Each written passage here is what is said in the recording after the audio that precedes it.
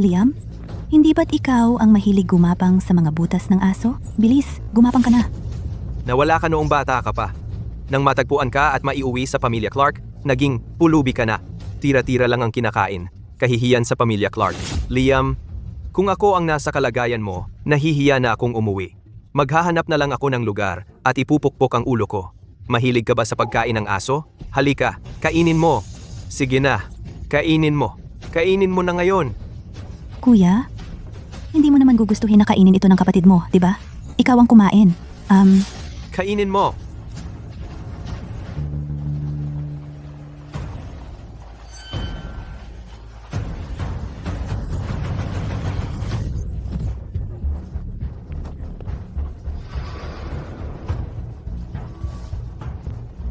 Sa paanan ng trono ng emperador, ang mga batang itong pasaway ay nang aapi ng mga karaniwang tao? Mahal na hari, kakakabit lang po ninyo sa trono. Hindi magandang makialam sa mga ganyang bagay sa gitna ng lungsod. Ginamit ko ang lakas ng kamay para paalisin ang mga Xiongnu. Nilinis ko ang korte at pinilit ang pag-akyat sa trono. Ngunit pagdating sa mga usaping pambansa at pagpapabuti ng buhay ng mga tao, parang laging kulang ang aking kapangyarihan.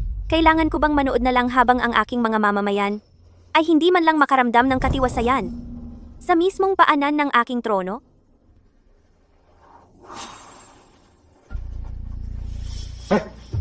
Liam, patay na siya. Buti nga, nakatipid tayo sa kahihiyan ng tatay.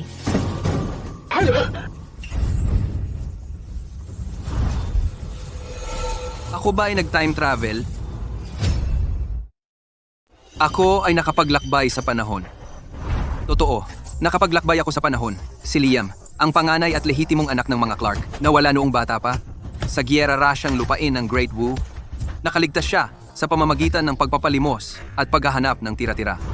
Sa ikatlong taon ng Taichu, pinatahimik ni Emperatrice Vicky ang pag-aalsa at tinapos ang dekada ng giyera, kaya natagpuan at ibinalik si Liam sa pamilya Clark. Akala niya'y sumuwerte na siya sa wakas, ngunit dahil sa matagal siyang nagpagala-gala, hindi siya naiiba sa isang probinsyano. Kinamuhian siya ng sarili niyang pamilya. Ang baho niya, dalhin niyo siya agad at paliguan.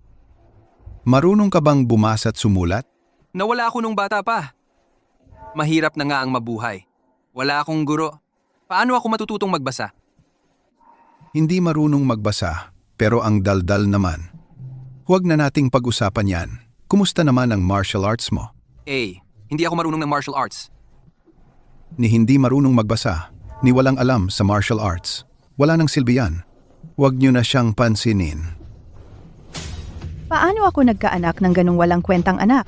Ang marumi at mabahong lalaking ito ang panganay nating kapatid? Mas masahol pa siya sa pulubi o asong kalye. Paano siya magiging karapat-dapat na Clark? Sinong nagsabing pwede kang magnakaw ng pagkain? Pagkatapos kong bumalik sa mga Clark, hinamak ako ng mga magulang ko. Ininsulto ako ng mga kapatid ko. Namuhay ako sa walang katapusang kahihiyan. Mas malakas? Nag-almusal ba kayo? Oo, saktan niyo siya ng ganoon.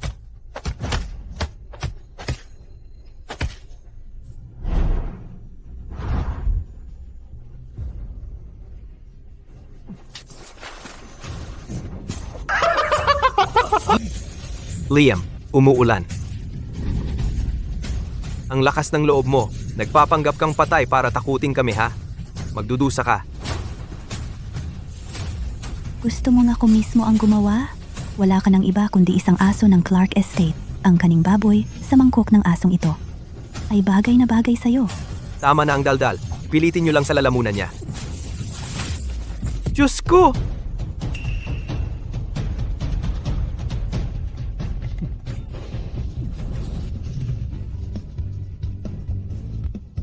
Hoy, ikaw! Hoy!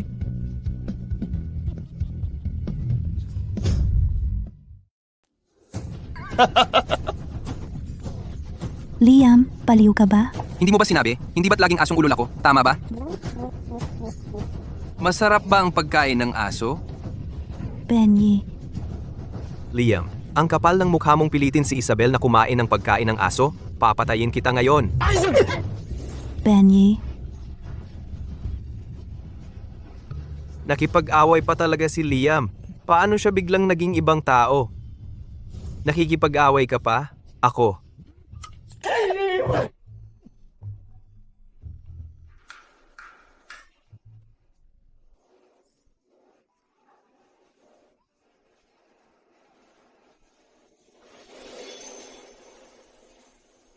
Umakyat na ang bagong emperador at nililinis ang mga natitira. Puno ng mga opisyal militar ang korte. Si Her Majesty ay nangangalap na ng mga may talento. Ngayon, ay eksaktong panahong kulang ang korte ng mga may kakayahan. Ang aming pamilya Clark ay dapat magpakita ng tanda ng katapatan upang makuha ang tiwala ni Her Majesty. Huwag po kayong mag-alala, Ginoo. Ang aming Benji ay parehong matalino at malakas. Napakatalino, tungkol naman kay Isabel. Kahit hindi siya aming tunay na anak kundi ampon, siya ay walang kapantay ang ganda at magaling sa pakikisama. Sila ay tiyak na maglilingkod ng mabuti sa aming pamilya Clark. Sinubukan akong patayin ni Liam. Binasag niya ang ulo ko. Nanay, sinubukan pa nga akong pakainin ni Liam ng pagkain ng aso. Dapat kang tumayo para sa akin. Ano ba ang ginagawa ninyong dalawa? Lahat ng ito ay kaguluhan at pagkataranta, nakakatakot hanggang kamatayan. Si Liam na iyon ay laging duwag at mahina ang loob. Masunurin at mabait. Paano siya maaring manakit sa inyong dalawa? Tatay, si Liam ay nagdaramdam dahil hindi siya makapantay kay Benji. May hinanakit siya. Matagal na itong namamaga. Iyon mismo ang dahilan kung bakit siya napakabangis na inatake si Benji. Gusto niyang mamatay ito. Tatay! Mula nang maibalik si Liam ang aming pamilya, ay laging tinrato siya ng pinakamasarap na pagkain at inumin. Para hindi na siya mamuhay tulad ng dati na mamalimos ng tira-tira tulad ng isang kalye. Pero ano ang ginagawa niya? Pinapalitan niya ng galit ang kabutihan at nagdaramdam. Kung hindi siya mahigpit na parusahan ng mga tagalabas, ay tatawanan lang ang aming pamilya Clark. Eksakto. Totoo ba ang sinasabi mo? Ang anak na walang utang na loob. Akayin mo ako. Ang tatay mo ang kukuha para sa iyo ng kasiyahan ngayon. Tara na. Ginoo, dahan-dahan lang po. Blackie, Ginoo, anong nangyari sa noo mo? wala lang. Olive, simula nang dumating ako sa pamilya Clark, nandyan ka lang palagi sa tabi ko. Ang lahat sa bahay. Ikaw lang ang nagtrato sa akin bilang tunay na ginoo ng bahay. Ikaw ang Ginoo ng pamilya Clark. Tamang-tama lang na paglingkuran kita. Nagdulot ako ng napakaraming hirap sa iyo. Pero pagkatapos ngayong gabi, walang sino man sa bahay na ito ang maglakas loob na apihin ka ulit. Liam! Liam! Sinaktan mo ang kapatid mo at inapi ang kapatid mong babae. Inaamin mo ang kasalanan mo? Inaamin ko ang kasalanan ko. Ang kasalanan ko ay nawala ako noong bata pa. Hindi ako lumaki sa mga Clark at hindi nakakuha ng tamang edukasyon. Nabigo ako na maging taong inaasahan ninyong lahat. Ang kasalanan ko ay hindi dapat ako nasa labas na mamalimos para mabuhay. Para manatiling buhay, naging hamak at kahabag-habag ako. Ang kasalanan ko ay dapat namatay lang ako sa labas. Imbes na bumalik na buhay at malusog para magdala ng kahihiyan sa inyong lahat. Kalokohan. Kailan ko sinabi na kasalanan ang pagkawala mo, o kasalanan ang pagkabigo, o kasalanan ang paghahangad na mabuhay? Ang sarili mong kahihiyan, dinala mo ang masamang ugali mong makipag-away sa mga aso para sa pagkain sa bahay na ito. Ang pagbabalik mo ay sapat na para masira, pero dinala mo pa ang isang itim na aso. Kumakain kasama ng hayop, parang asong galakarin lang. Tama. Tama ka talaga. Ako ay asong ulol. Hoy! Anong ginagawa mo? Anong iniisip mong ginagawa? Pakawalan mo siya.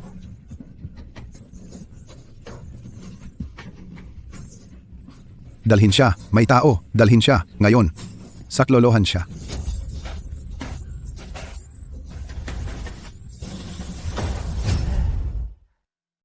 Liam, nababaliw ka ba? Ama, nakakuha ba ng rabies si Liam? Palagi namang malapit si Liam sa pusang gala na iyon. Tiyak na may rabies siya. Nababaliw na siya. Tama. Nababaliw nga ako. Simula ngayon, kung sino man sa inyo ang tumapak muli sa loob ng bakuran na ito, mawawalan ako ng kontrol at kakagatin ko kayo hanggang mamatay. Liam, hindi ka ba natatakot na itatakwil kita bilang aking anak? Hindi ba ako isang asong ulol? Kailan pa ako naging anak mo? Ikaw. Liam, huwag kang magsabi ng mga salitang galit na ganyan. Humingi ka agad ng tawad kay ama. Gusto mo ba talagang bumalik sa iyong mga araw ng pagpapalaboy-laboy? Mula nang ako'y bumalik sa pamilya Clark, tiis ako sa inyong pang-aalipusta at pangungutya. Hindi sapat ang makakain o maisuot. Ma, kinukutya at pinapalo ng inyong lahat. Kung alam ko lang, hindi na dapat ako bumalik. Ama, tingnan ninyo, kung talagang ayaw manatili sa bahay ni Liam, may tiwanggang tindahan sa timog ng lungsod. Bakit hindi natin hayaan si Liam na lumipat sa tiwanggang tindahan sa timog para magpahinga at magpagaling? Ano sa tingin ninyo? Magandang ideya. Dahil nakakuha siya ng rabies, para maiwasang makasakit siya ng iba, dapat natin siyang palayasin. Matigas ang ulo, parang hayop. Mula ngayon, ipadala si Liam sa tiwanggang tindahan sa timog. Kapag gumaling na siya, maaari na siyang bumalik.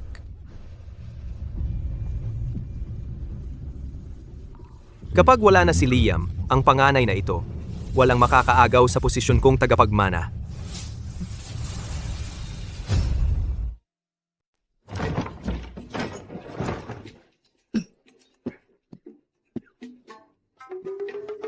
Senyorito, paano mo hinayaan na paalisin kanila? Kaysa magdusa sa pamilya, Xiao.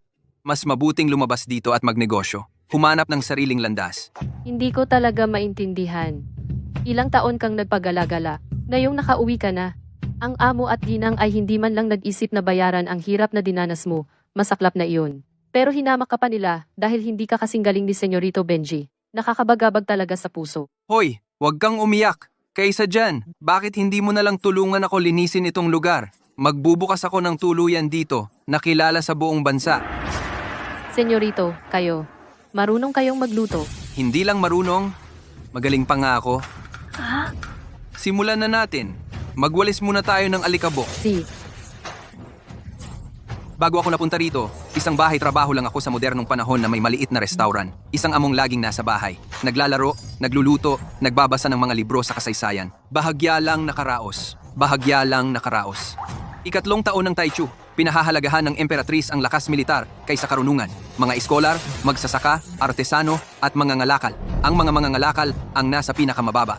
Pero ngayon, sa panahon ng kaguluhang militar, kailangang muling itayo ang lahat. Tamang-tamang panahon para kumita. Ang pagkain, ang buhay ng tao. Tuluyan ng landas.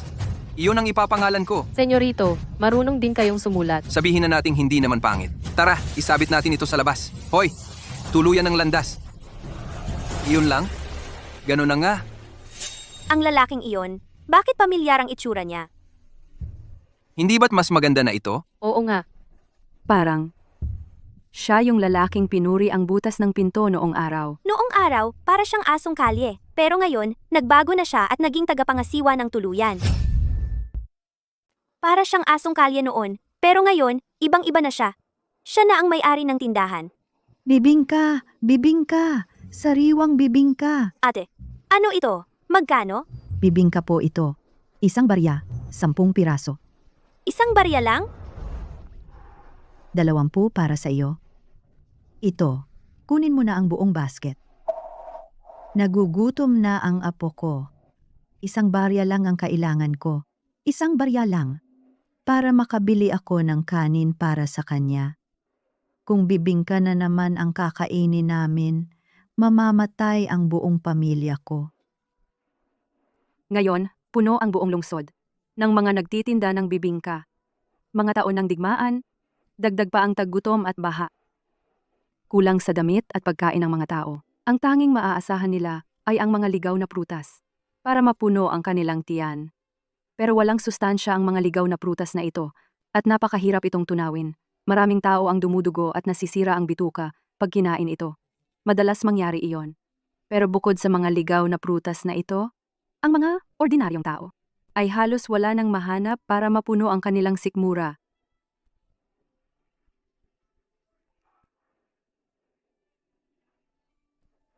Ate. Salamat, salamat, aking tagapagligtas. Salamat, tagapagligtas, na iligtas mo ang apo ko. Salamat, tagapagligtas.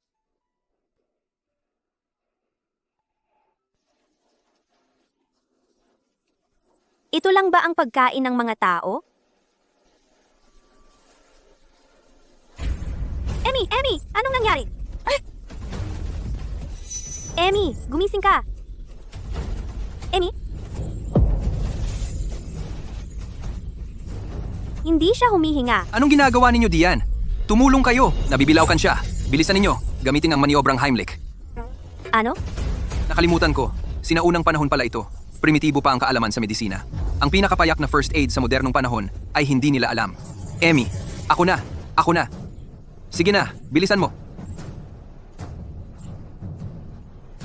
Ang kapal ng mukha mo, hampas lupa. Ilapag mo siya ngayon din. Tumigil na nga siya sa paghinga.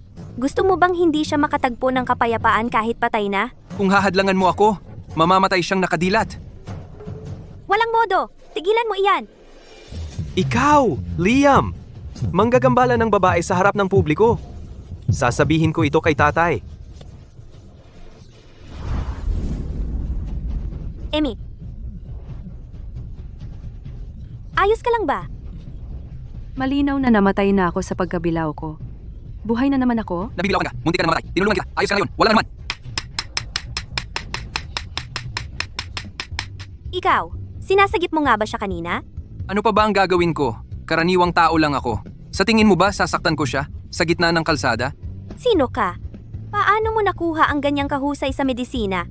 Malinaw na tumigil na siya sa paghinga. Pero nagawa mong buhayin ang isang patay. Malinaw na ngayon lang ay wala na siyang hininga. Pero nagawa mong buhayin ang patay? Hindi iyon isang uri ng pamamaraan para buhayin ng tao. Iyon ay... Huwag na! Kahit na ipaliwanag ko sa kanya, hindi maiintindihan ng isang sinaunang tao. Kung ano ang kahulugan ng maniobrang Heimlich ay hindi niya malalaman. Lihim na pamamaraan ng aming pamilya. Hindi na kailangang magtanong pa. Dahil sa pagligtas mo sa buhay ko, ako, si Emmy, ay tatandaan ito sa puso ko. Gagantihan kita ng aking buhay. At ibabalik ang utang na loob ng 100 ulit. Wala yun! Talaga!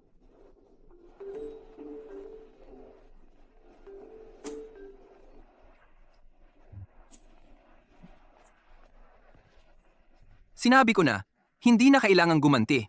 Huwag mo akong harangan sa pagnegosyo. Ang isang tindahang nagbukas para magnegosyo ay walang dahilan para tanggihan ang mga suki. Haha! Mga binibini, ano ang gusto ninyong kainin? Dalhin mo lang sa amin. Lahat ng inyong mga specialty. Agad! Sige, maupo kayo. Olive, ihain mo ang tsaa. Opo, parating na. Sige, mga binibini, tikman ninyo.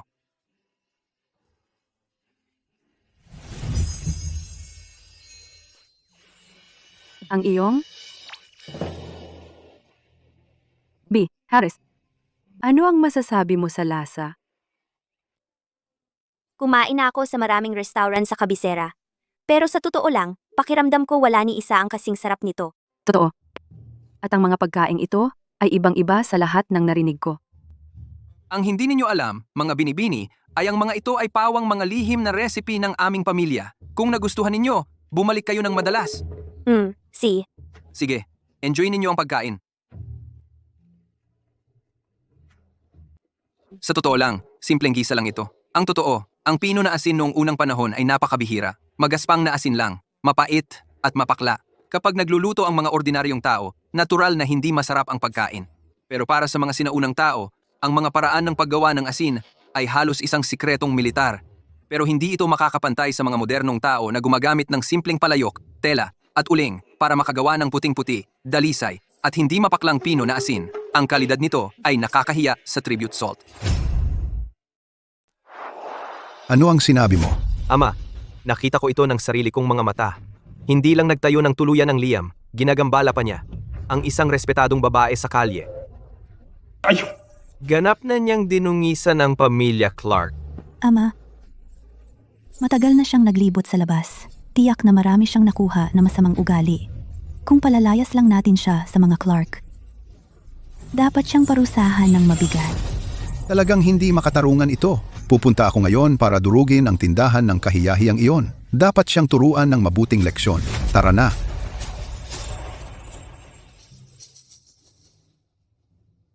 Binibini, empleyado ka ba niya o asawa niya? Katulong ko siya. Katulong niya? Ang amo mo ay isang binatang amo? Kung amo siya, bakit nagtatayo siya ng tuluyan na tinatawag na tuluyan ng landas dito? Liam, hindi ba ikaw ang mahilig dumaan sa butas ng aso? Magmadali at dumaan.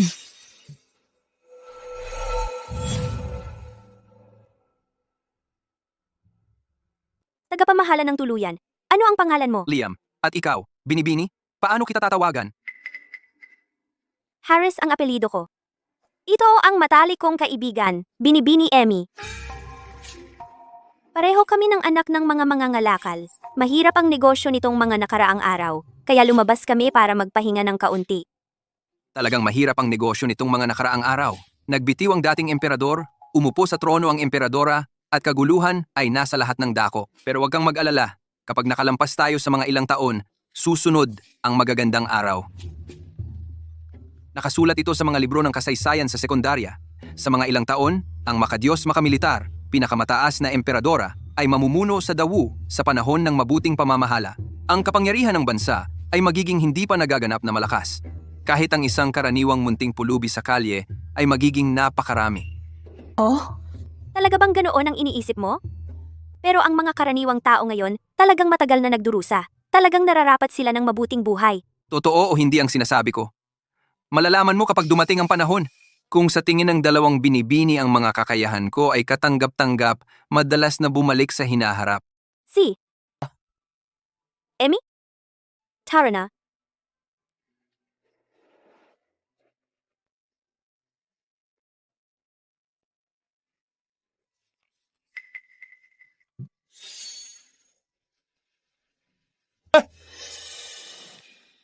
Ang dalawang binibini kanina ay nag-iwan ito?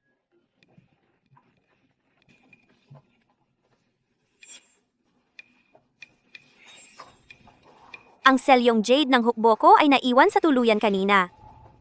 Ang selyong jade ng Hokbo na ipinagkaloob sa iyo ng dating emperador? Ang selyong jade iyon, hindi lang makapag-uutos ng 1,000 tropa, ilalantad din ang pagkakakilanlan ko. Dapat agad nating mabawi ito. Oo, huminto. Binatang amo, hindi ko inasahan ang mga kakayahan mo na napakagaling. Sa mismong unang araw ng pagbubukas, napakaraming tao ang dumating. Maraming alam ang binatang amo mo. Liam, ikaw, walang utang na loob, walang katapatan, kahiyahiyang tao, papatay ko kayo ngayon.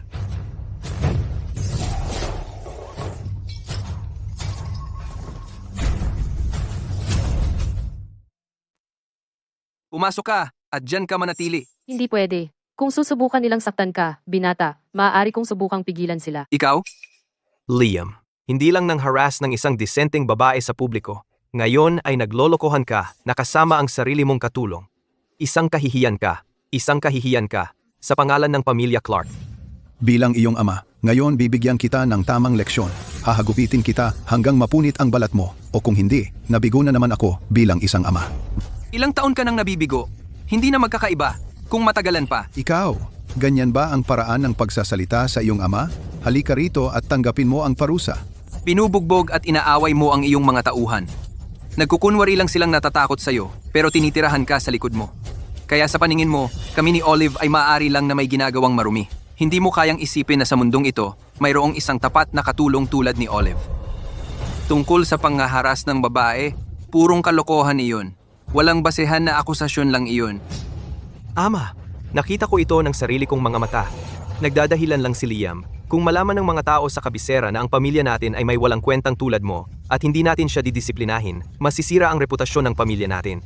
Kung umabot ang balita sa kamahalan, tiyak na magwawakas ang kinabukasan sa politika ng pamilya Clark. Walang utang na loob na anak. Tanggapin mo ang latigong ito.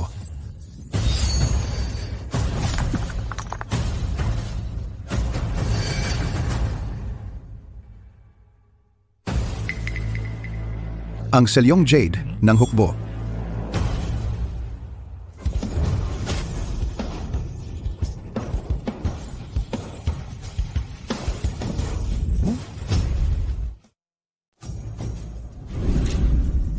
Ano? Anong klaseng panlilin lang na naman ito? Nangangatog ang iyong abang lingkod. Wala akong hangad na lumampas sa aking tungkulin. Saksi ang kaluluwa ng yumaong emperador. Ako'y inyong parusahan. Benji, ano ba talaga ang nangyayari?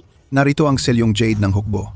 Gaano kakatapang, isang bata lamang para magsalita ng walang pahintulot. Tatay, ano ba ang selyong jade ng hukbo?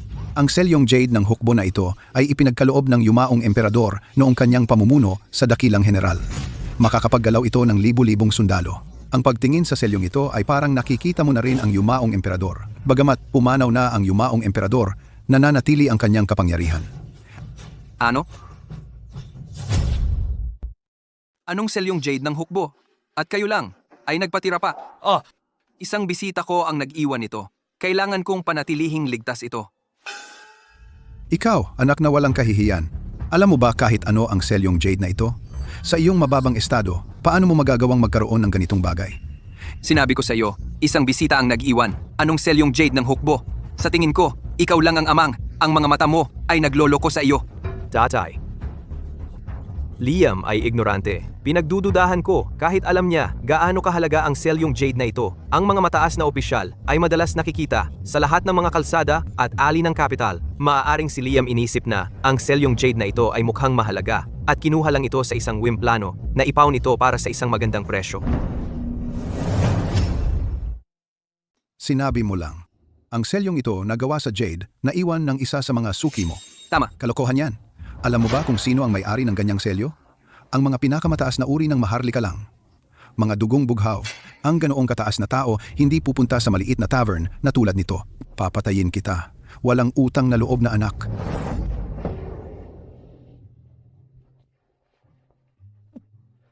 Isang pirasong jade lang ito na maganda ang kulay. Ganoon ba talaga ka-espesyal yan gaya ng pinapalabas mo? Papatayin kita. Tatay, sinuntok mo ako!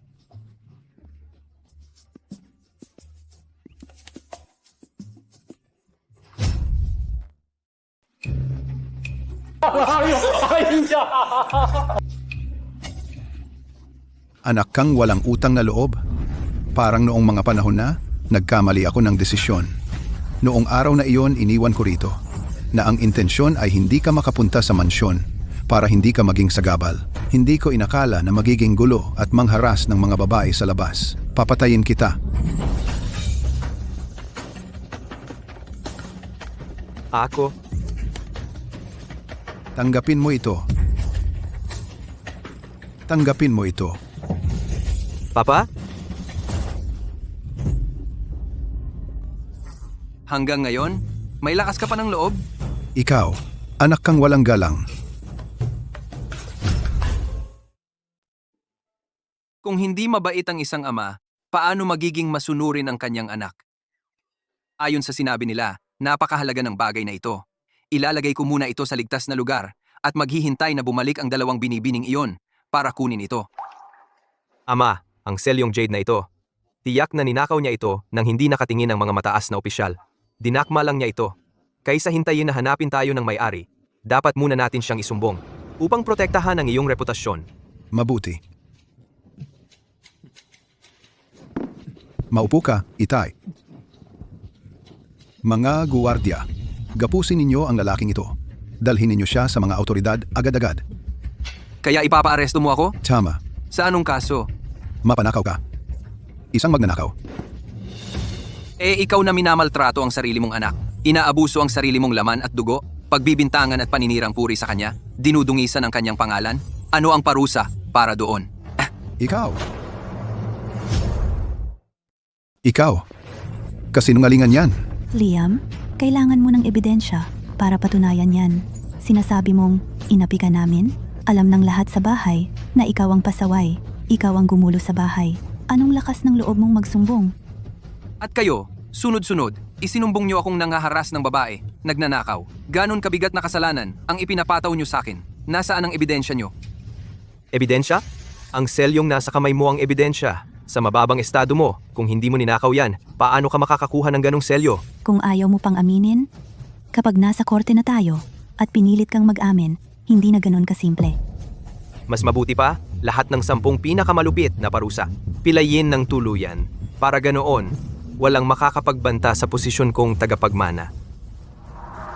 Ito na ang huling sasabihin ko. Ang selyong ito ay naiwan ng bisita ko. Hindi ko ito ninakaw. Kahit sa korte tayo pumunta, Hindi magbabago ang salaysay ko. Sige. Hanggang ngayon matigas pa rin ang ulo mo. Sige, sabi mo, ang selyong ito ay naiwan ng bisita mo. Nasaan niyang bisitang yan? Mataas na opisyal? Pupunta ba yan sa maliit at dukhang lugar mo? Ang bagay na ito ay nawala ko. Hindi ito ninakaw ni Liam. Akin ito. Hindi ito ninakaw ni Liam. Usap-usapan nga. Kasama mo ba si Bibi?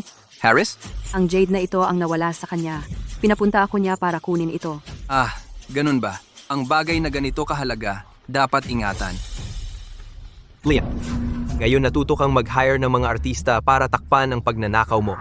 Liam, akala ko ang mga taon mong paglalakbay sa labas ay nagpawalang saysay lang sa iyo. Kung nagpakabait ka lang, maaari pa sanang panatilihin ng pamilya Clark ang iyong pagiging kasama. Pero hindi ko inakala na bulok ka talaga sa pinakabuod. Nanliligaw ng mga babae, nananakaw. At ngayon, naghire ka ng mga artista para takpan ito. Talagang ikinadismaya mo ang tatay mo. Maaari ko bang itanong, GTG? Clark, kailan niya niligawan ng sinuman? Eksakto dahil ngayon, ako nailigtas ko kayo, miss. At may nakakita na may agenda, kaya sinasabi nilang niligawan ko kayo. Kalokohan. Kalokohan. Ngayon, kumain ako ng puto at muntik na akong mamatay sa pagkain. Si Liam ang nagbakasakali sa lahat para iligtas ang buhay ko. Pamilya niya kayo. Paano niyo siya mamaninirang puri ng ganyan? Ama, akala ko maharlik ang pinagmula ng babaeng ito. Pero hindi ko inasahang kakain siya ng puto.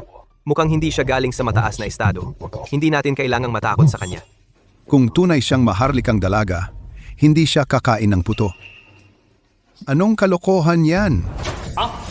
Hindi rin naman doktor si Liam. Ikaw, isang binibini, winalang bahala niya ang lahat ng kaayusan at kabaitan at nakipag-ugnayan sa iyo ng pisikal sa harap ng publiko. Napakababa. Paano naging mababa ang pagliligtas ng buhay? Matigas ang ulo at makaluma, kaya naman hindi ka karapat-dapat sa mahahalagang tungkulin. Matigas ang ulo at makaluma. Talagang hindi karapat-dapat sa mahahalagang tungkulin. Ikaw. Umaasa ako sa mga biyaya ng aking mga ninuno. May hawak akong maliit na posisyon sa gobyerno. Ngunit ang aking karera ay tumigil. Sa lahat ng mga taong ito, wala akong naging pag-unlad. Iyan ang palaging naging punto ng aking kirot. Itong maliit na batang babae, paano siya nangahas na magsalita ng mayabang? Ikaw, bagaman hindi pa ako nakahawak ng mahalagang posisyon, ako pa rin ay isang opisyal ng korte. Ikaw, paano mo ako ng insulto? Iyan ay isang insulto sa kanyang kamahalan. Isang grupuls lamang ng mga walang kwenta. Dapat kayong lahat ay tanggalin. Mga palamunin na walang ginagawa. Ikaw, Ang lakas ng loob mo. Nagsasabi ng totoo, ha? Ito ang iyong sariling ama. Paano mo siya matiis? Sa loob ng maraming taon, nasa paligid mo siya? Hindi ganoon karaming taon. 2 o 3 taon lamang. Dapat kang umalis muna. Naiinis mo siya.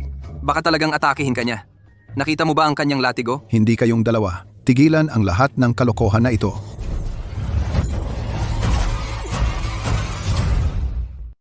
Hindi kayo dalawa. Huwag magsayang ng oras.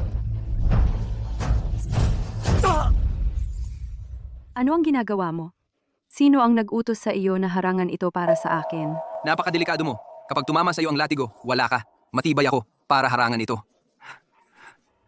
Walang hiya kang bata. Ang babae ay siguradong kasintahan mo.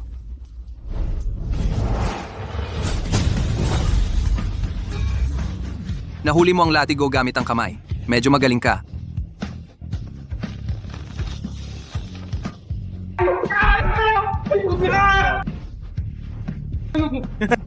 Bini-bini. Hindi. Medyo magaling ka, mandirigma. Bakit hindi mo sinabi na ganito ang kakayahan mo? Hindi ko dapat hinarang ang latigo para sa kanya. Ang sakit ay walang saysay. Walang galang mong hamak. Paano mo nangahas na saktan ang isang opisyal ng gobyerno? Pinag-effort ng tatay ko para puntahan ka. At ikaw, hindi alam ang kabutihan para sa'yo. Yun ay isang bagay. Pero dinala mo pa ang kasintahan mo para salakayin siya ng magkasama. Alam mo ba na kung ang ganitong pag-uugali ay i-report sa mga autoridad, hindi mo man lang mapanatili ang miserable mong buhay? Dati, kayong mga tao sinabi na ako'y nanliligaw sa kanya. Ngayon, sinasabi mo na kasintahan ko siya. Anong klaseng krimen talaga ang gusto mong ipataw sa akin? Pwede ba ayusin muna ninyo ang mga kwento ninyo bago kayo dumating para ipitin ako? Liam, nagtatalo ka pa. Ikaw at ang masamang babae, nasaktan ang tatay namin. Iyan ay indisputable na katotohanan. Anak ko. Tatay. Ang masamang babae ay sinuntok ako. Tahimik. Kayong mga dumi, maingay na daga. Ikaw, ako ay General Johnson, ang ever-victorious general ng Dawu. Kayong mga subordinates, nangahas na lumaban sa superior ninyo. Ano ang parusa ninyo? Nangahas kang sumuway sa iyong mga nakatataas. Anong parusa ang nararapat sa iyo? General. General. Ang iyong abang lingkod ay bumabati sa general. General, pakiusap, kumalma ka. Pakiusap, kumalma ka. Ako ay naging walang galang kanina. Patawarin mo ako, General. Ikaw si Emmy, General Johnson. Ang nag-iisang babaeng general na naitala sa kasaysayan. Sa murang edad, sumama siya sa kanyang ama at mga kapatid sa labanan. Tinulungan niya ang emperatris na sakupin ang mga lupain at dinurog ang mga bansang kaaway. Bukod sa pag-unlad ng ekonomiya ng Dawu, ang militar nito ay walang duda ang pinakamalakas sa buong kontinente. Nagbabayad na ang bahay panuluyang na ito. Ang unang bisita natin ay isang general. Ngayon, kumain ako ng bibingka at muntik na akong mamatay sa pagkakasakal. Liam hindi pinansin ang chismis, ang nagligtas sa buhay ko. Ngayon, anuman ang iyong intensyon, anuman iyon, kung sa hinaharap ay magpakita ka ng kawalang galang sa taong nagligtas ng buhay ko, kailangan mong sagutin sa akin. Sa palagay mo ba ay papayag ako? Hindi ako maglakas loob. Aalis na ako ngayon. Alis na ako.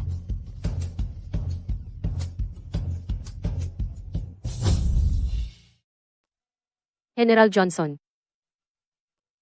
Salamat sa pagtulong kanina, General Johnson. Wala yon. Ikaw rin ang nagligtas sa akin ngayon. Nakita ko ang lahat ng nangyari ngayon. Anak mo rin sila. Sarili mong anak. Paano nila kayang ganyan ang pagtrato sa'yo? Mahaba ang kwento. Nawala ako noong bata pa ako. Kaya, hindi kami masyadong close. Mahal na hari, sabihin mo sa akin, paano may mga tao sa mundong ito na napakalamig at walang puso? Sariling anak, nawala ng maraming taon, nakauwi na sa wakas, imbis na mahalin at bawiin ang nawalang panahon. Ginaganyan nila ng pagiging mahigpit at malupit. Siguro dahil nawala siya ng matagal, hindi siya makakapantay sa kapatid na lalaki na pinalaki nila ng maalaga. May mga magulang na mas gusto ang anak na nahihirapan. May ibang magulang, mas gusto ang anak na nagtatagumpay. Sa ganyang bagay, magkamukha kami. Nakapagdala ako ng masasakit na alaala. Para sa inyong kamahalan, paumanhin po. Bagamat kami ay hari at alipin, magkaibigan na tayo, mula pagkabata. Wala yun. Tama, nang puntahan mo kanina ang batang tindero na si Xiao, hindi mo siya pinahintulutang malaman kung sino ako, di ba? Huwag po kayong mag-alala, inyong kamahalan. Ang pagkakakilanlan ko lang ang alam niya. Mula nang ako'y umakyat sa trono, si GTG, Clark lang, ang may lakas ng loob na magsabi ng totoo sa harap ko. Kaya naman gusto kong pahalagahan ang bihirang pagkakaibigang ito. Nakuha ko ang trono sa pamamagitan ng pagpatay sa aking kapatid. Sa iba, ilehitimo ang aking pag-angkin. Kailangan kong maglaan ng mas maraming pagsisikap kaysa sa mga nakaraang emperador upang pangalagaan ang kahariang ito at patatagin ang imperyo. Tatay, talagang hindi ko alam na si General Johnson pala yon. Ikaw. Lumuhod ka. Lumuhod ka. Ang Emmy na yon ay nag-iisang anak na babae ng dakilang general na nagtatag ng kaharian. Ngayon, siya'y sumusunod sa emperador sa mga kampanya sa buong bansa at napakalaki ng kanyang mga nagawa sa militar. Kung siya'y ating masaktan, paano pa makakaasa ang iyong matandang ama na umasenso muli? Gago ka. Tanga ka. Liam lang ang umalis at nagloloko na siya agad. Grabe talaga. Itay, ano bang ginagawa mo? Hindi ba't pwedeng pag-usapan ito? At ikaw, tingnan mo siya ngayon dahil lang sa pinagbigyan mo siya. Hindi siya nag-aaral ng mabuti. Ang iniisip niya lang ay paninira sa sariling kapatid. Sa tingin ko, ang ating pamilya Clark ay mawawasak dahil sa kamay nitong tanga. Galit na galit ako. Itay.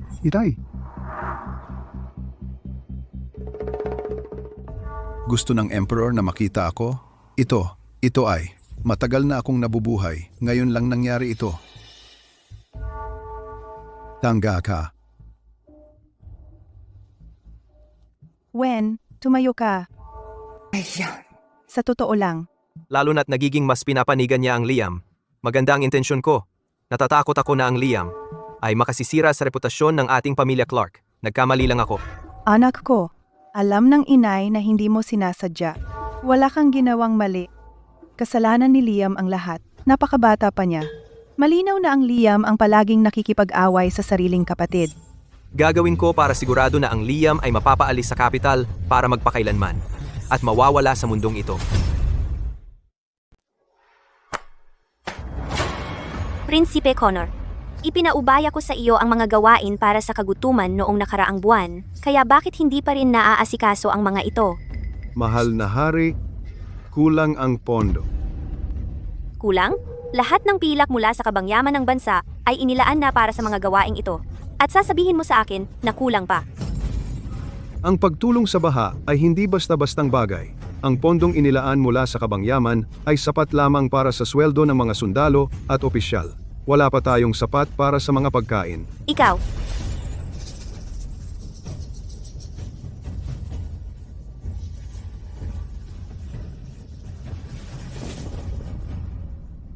kung gayon, ayon sa payo mo, Tio, ano ang dapat gawin? Mahal na hari, noong mga unang taon ninyo, palagi kayong nakikipagdigma. Naubos na ang kabangyaman. Kung nais nating punuin itong muli, may isang paraan. Ang pinakamabuti at ang pinakamabilis. Iyon ay ang pagtaas ng buwis.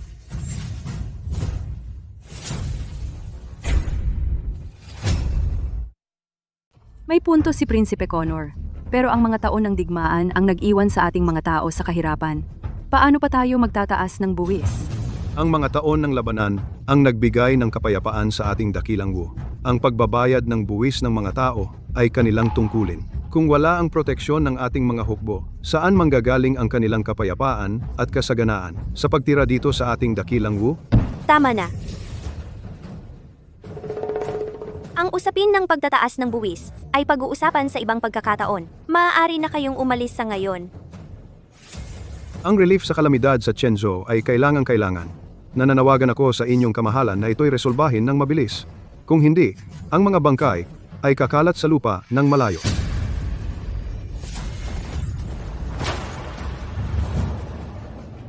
Mahal na hari, si Prinsipe Connor ang kaisa-isang kapatid ng yumaong emperador. Kahit noong buhay pa ang yumaong emperador, napakalambot nito sa kanya, nasanay siyang maging walang disiplina. Pakiusap, huwag ninyong isapuso. Mayabang siya. Alam niyang ang trono ko ay pinaghirapan. Kaya hinahamon niya ako sa bawat pagkakataon. Nais niyang akuin ang aking pwesto. Mahal na hari, dumating na si Don Clark. Papasukin mo siya. Opo.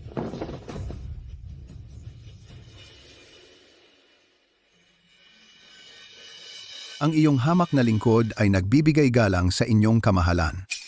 Don Clark, mali ang pinagbubunuan mo ng galang.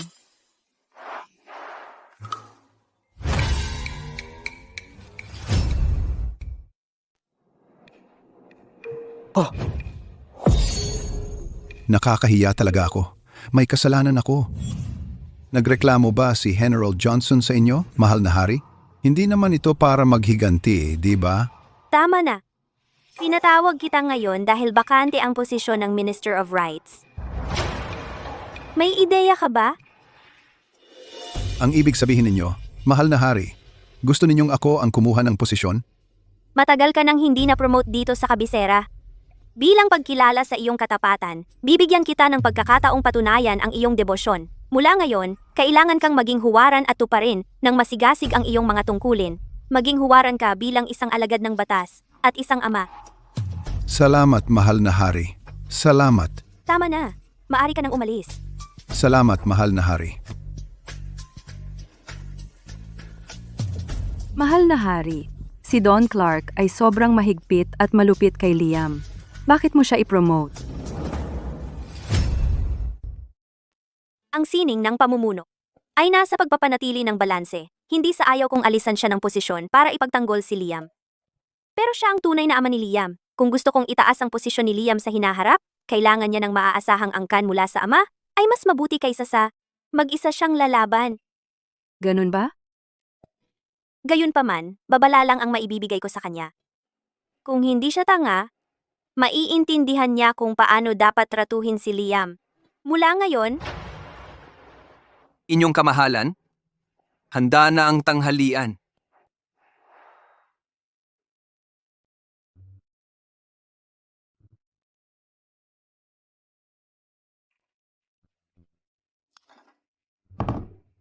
bakit parang humina ang galing ng kusinang imperial?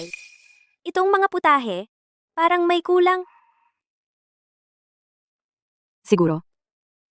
Nasobrahan sa sarap ang panahon ninyo sa bahay ni GTG. Clark, kaya nasira ang panlasa ninyo.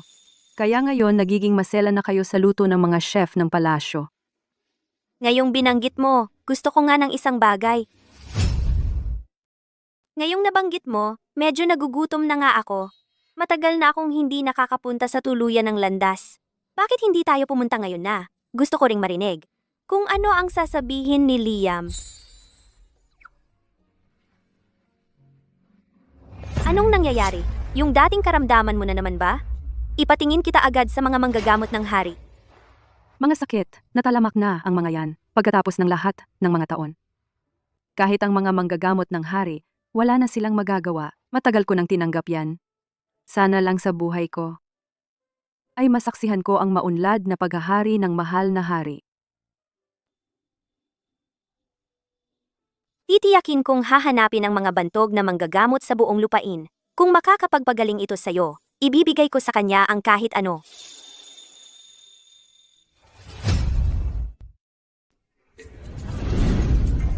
Ay, pasensya na po kayo dyan. Naubusan na po kami ngayong araw. Kung gusto ninyong kumain, pwede kayong magpalipas ng gabi dito. Bukas na lang po namin ipapadala ang pagkain sa kwarto ninyo. Ginoong Clark, malayo po ang aming pinanggalingan. Pwede po bang magbigay ng espesyal na pabor? Ay, si General Johnson at... Billy, Harris pala. Hindi masama, GTG. Clark, ang inyong way-in dito ay kakabukas lang ng ilang panahon. Pero sumisigla na ang negosyo. Ito ay dahil sa galing sa pagluluto ng aming binata. Ang aming binata ay napakagaling na chef, maraming mga maharlika at opisyal sa kabisera. Ang nagsasabing mas masarap pa ito kaysa lutong palasyo. Kumalat ang balita ng mabilis. Ngayon, hindi na namin kayang pantayan ang demand araw-araw. Kumalat ang balita ng napakabilis. Ngayon, hindi na namin kayang pantayan ang demand araw-araw. Huwag kang magsasalita ng ganyan. Iyon si General Johnson ng Great Wu. Malapit siya sa mismong emperador. Ang aming maliit na inn ay naghahain lamang ng mga simpleng pagkain. Paano namin maihahambing ang mga lutong imperial? Maingat nga talaga si GTG. Clark, ngunit ang inyong way-in ay talagang may pambihirang galing sa pagluluto. Mas masarap pa kaysa sa mga chef ng imperyo. Yan ang sinasabi ko. Huwag kang mag-alala. Hindi ako pupunta sa emperador para magreklamo tungkol sa inyo. Salamat, General Johnson. Hoy, Olive! Bilisan mo! Ilabas mo ang bagong putahe na pinaghahandaan natin para matikman ng ating dalawang bisita. Si Bibi, Harris, General Johnson, dito po kayo. Mga ginang, subukan ninyo po ang aming bagong putahe.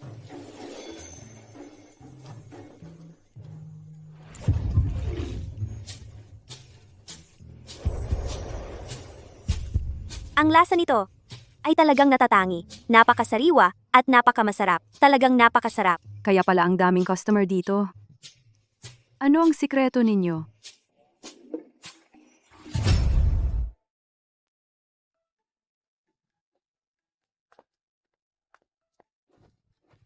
Ito ang sekretong recipe. Ito. Hindi ba lahat ng ito ay mga sangkap na gamot? Huwag mong sabihin sa akin gumagamit ka ng gamot sa mga pagkaing ito. Kaya gustong-gusto ng lahat ang mga ito. Hindi! Imposible iyan! Ito ang lungsod ng kapital. Kung maglakas loob ako na gawin iyon, hihiling ako na putulan ng ulo. Hindi iyon maituturing na gamot. Pampalasa lang iyon. Kapag naghalo ang dalawang ito, maaari nilang ilabas ang pinakamalalim na lasa ng pagkain. Kaya nga. Napakasarap nito para sa iyo. Hoy, Ginoong Clark, paano mo nalaman ang sekretong recipe na ito? Ang pagdaragdag ng star anise at cinnamon sa mga stew, hindi ba iyon medyo karaniwan? Sa sinaunang panahon lang ang mga pangunahing culinary school ay hindi pa nabuo. Hindi nila alam ang paggamit ng mga pampalasa na ito. Ang lahat ng ito ay nagmula sa walang katapusang mga eksperimento at sa nakuha na karanasan. At Masakit na ulit? Wala iyon. General Johnson, ano ang problema? General Johnson, anong nangyayari sa'yo? Matagal na tong karamdaman. Noong mga panahon na iyon, kasama ko ang emperador sa maraming labanan. Tapos bigla na lang ako nagkasakit nito. Namaga ang lalamunan ko at may tumubong maliit na bukol. Nahihirapan akong lumunok. Ayon sa manggagamot ng hari, ito'y isang nakakapagpahinang sakit. Nakakapagpahinang sakit? Anong klasing sakit yon? Isang malubha at walang lunas na sakit. Dahan-dahan itong umuubos sa lakas ng katawan, hanggang sa mahina ka ng todo at mamatay.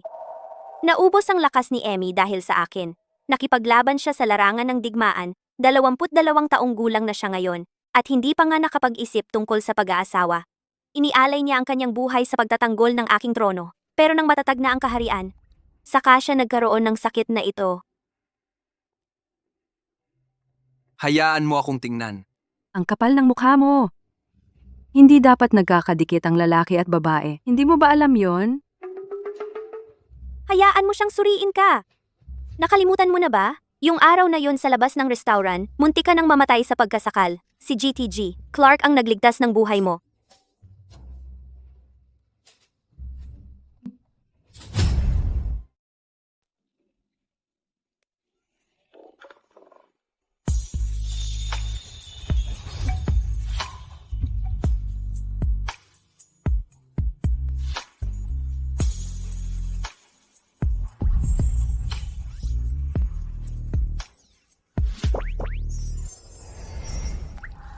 Ay, maupo po kayo, maupo po. Ang sakit na pag-aaksaya ng pagkain na ito ay hindi naman seryoso. Ang sakit na pag-aaksaya ng pagkain, ito ay hindi malubhang sakit. General Johnson, kung susundin mo lang ang aking reseta, sa lalong madaling panahon, gagaling ka. Totoo ba iyan? Pero sabi ng manggagamot ng hari, ito raw ay ang sakit na pag-aaksaya ng pagkain. Wala pang sinuman sa buong dakilang Wu na nagkaroon nito ang gumaling. GTG, Clark, hindi mo na kailangang aliwin ako. Kapag nagkaroon ka ng sakit na ito, ang kamatayan ay usapin na lamang ng panahon. Paano ko ba ito ipapaliwanag ang tinatawag na sakit na pag-aaksaya ng pagkain ay karaniwan lamang nakakulangan sa iodine sa hinaharap. Karaniwang kilala bilang bosyo, sa madaling salita, kumain ka lang ng mas maraming asin. Sandali lang, ibibigay ko sa'yo isang bag ng asin. Pag uwi mo, sabihin mo sa kusina na gamitin ang asin na ibibigay ko sa pagluluto. Sa loob ng isang buwan, malaki ang pagbabago sa kondisyon mo. Sa ganitong malubhang sakit, makakatulong ba ang pagdagdag ng asin sa pagkain para gumaling? Kung hindi gumaling pagkalipas ng isang buwan, pwede kang bumalik at magreklamo sa akin. Hoy, Liam! Sa mga karaniwang tavern ng pagkain ay kadalasang walang lasa. Kapag nilagyan ng asin, ay madalas ito nagiging mapait at mahirap lunukin. Pwede lang itong ipares sa alak. Pero bakit ang mga pagkain mo walang ganitong problema? Dapat ko bang sabihin ang totoo? Ang paggawa ng pino at malinis na asin ay napakadali para sa mga modernong tao, napakasimple. Pero sa sinaunang panahong ito ay isang kahanga-hangang teknik at napakataas ng gastos. Tanging mga maharlika at mayayaman lang ang makakabili at ang kalidad ay karaniwan lang. Sa totoo lang, lahat ito ay mga lihim ng aming mga ninuno. Hindi ko talaga maibubunyag. Natatakot ako na babagsakan ako ng kidlat ng mga ninuno. Pero kung gusto ninyong dalawa, pwede kayong humingi sa akin. Kunin ninyo ang gusto ninyo.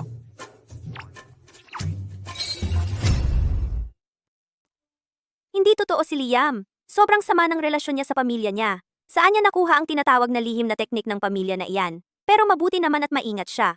Kapag may daladalang kayamanan, may lalapit at lalapit talaga yan. Bibi, Harris, anong nangyari? Pumunta sa korte ang tatay ko ngayong araw at pinagalitan ng emperador. May kinalaman sa isyu sa buwis. Galit na galit ang emperador. Hindi natin dapat pinag-uusapan ang mga bagay sa korte. Liam, ano naman? 3 lang naman tayo dito. Natatakot ka bang may magsusumbong sa atin? Tama si Bibi Harris. Dito sa maliit na tavern na ito? Kahit na. Murahin mo ang emperador. Ano naman? Gaya ka ba ng mga matatandang lalaking makaluma na nagsasabing hindi dapat pag-usapan ng mga babae ang mga bagay sa korte at dapat lang sa bahay magburda?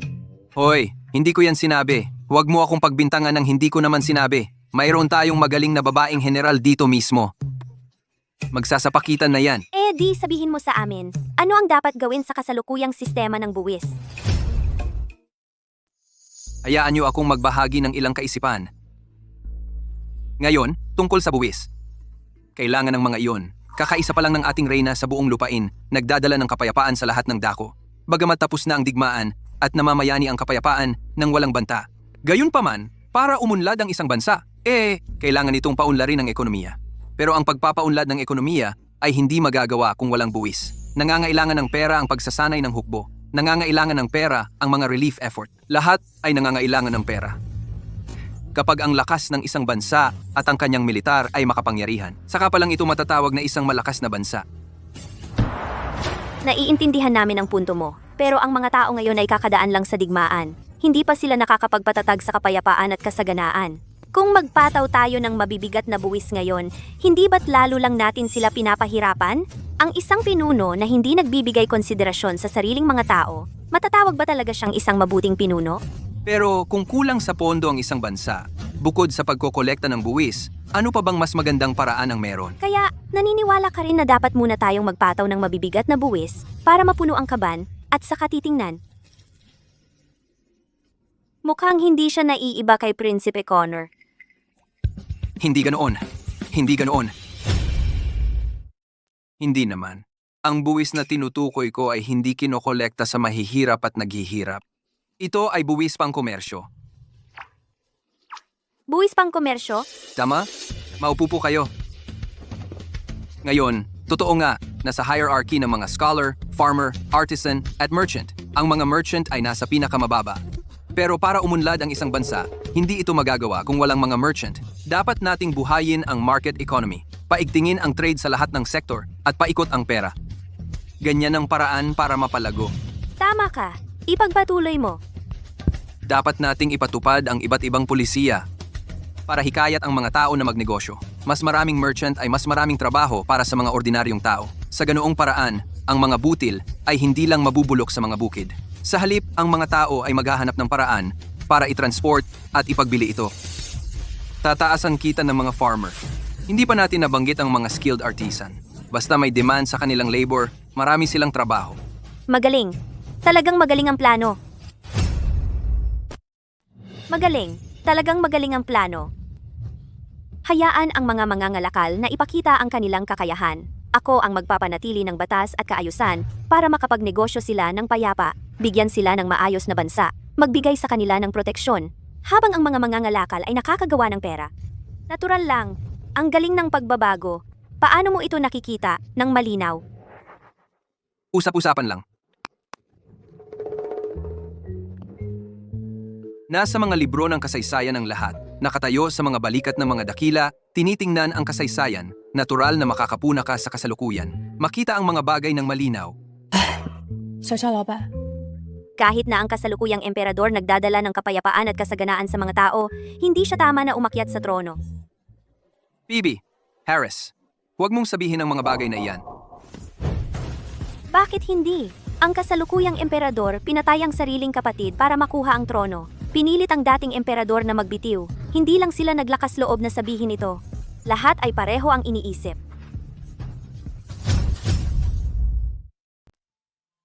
Olive, handa ka na ba? Opo. GTG, Clark, saan ka pupunta? Kung gusto mong malaman ang sagot, sumama ka sa akin. Tara na, handa na ang lugaw. Isa-isa lang, isa-isa. Sapat para sa lahat.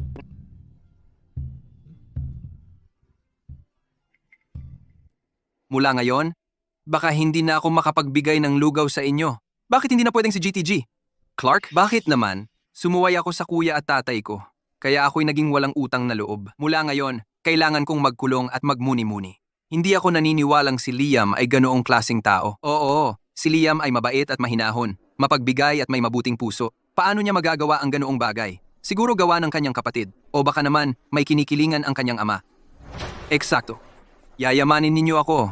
Ako, kahit lahat ay mambatikos sa akin. Maglulugaw pa rin ako para sa inyo. Mabuti, mabuti, mabuti. Salamat GTG, Clark. Ang loko nito. Salamat Liam. Ang lalaking ito. Si Liam ay handang maghatid ng lugaw sa lahat. Talagang mabait yan. Pero ano ang kinalaman nito sa inyong kamahalan? Ikaw ang nagtanong sa kanya niyan. Ano ang importansya? Sinusubukan ni Liam na gamitin ang paraang ito para sabihin sa akin, basta't makakain lang ang mga tao at mabuhay ng maayos. Sino ang may pakialam sa mga personal mong usapin? Ah, ganun ba? Binata, ako na ang bahala sa timba.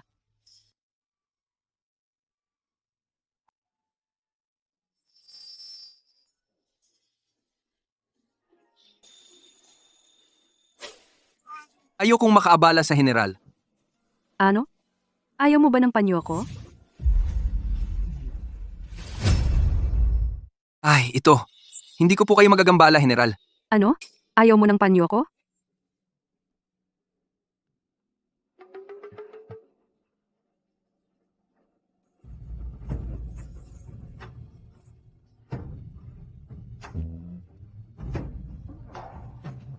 Ayos na yan. GTG. Clark, napakabihira talaga ng ganyang kahabagan. Nakakaluwag-luwag naman ako kamakailan. Gusto kong mag-ambag. Sa lipunan, ang mga refugee na ito, ang kahabag-habag talaga nila. Hindi naman sila mga tamad at walang silbi. Malas lang talaga ang tumama sa kanila. Kaya, naisip ko, kung kaya kong tumulong, dapat lang. Dahil gusto mong magpatayo ng negosyo, pwede mong gawing katulong ang mga refugee na ito. Sa ganoon, makakabuhay sila ng mag-isa. Dahil nagkolekta ka ng buwis sa negosyo, ang mga negosyong tumutulong sa mahihina ay maaaring mabawasan pa ang buwis. Bibi, Harris, matalas ang isip mo. Mabilis kang makaunawa. Sa mga panahon na susunod, maraming kumpanya ang nagkakawang gawa para lang maiwasan ang buwis. Pero kahit ano pa ang orihinal nilang intensyon, basta't ang kanilang mga aksyon ay nakakatulong sa kabuhayan ng mga tao, mabuti iyon para sa mga karaniwang mamamayan. Maituturing itong patakaran na kapakipakinabang sa estado at sa mga mamamayan. Gabi na. Dapat na tayong umuwi. Tamang-tama. Kailangan kong mag-ihaw ng mga buto. Hindi na kita ihahatid. Ano yon? Ano ang gagawin mo? Nag-aaral ka ba ng bagong recipe? Umupo ka.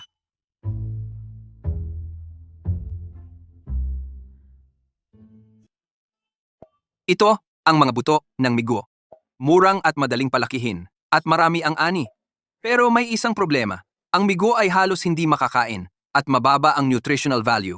Halos walang silbi, magagamit lang para mapigilan ang gutom. Kung hindi ka namamatay sa gutom, hindi mo maiisip kakain ng ganitong bagay. Noong araw, kinain ko ang migo. At muntik na mamatay.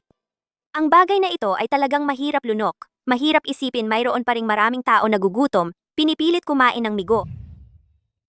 Pero base sa aking research, ang dahilan kung bakit ang migo ay napaka-bitter ay dahil lang sa ito. May sobrang moisture sa loob ng mga buto. Dagdag pa, ang capital's mahalumigmig na klima lalo pang lumala. Pero kung tayo bago itanim, makakatanggal ng moisture sa mga buto. Sa susunod na taon, makukuha natin gantong klaseng rice.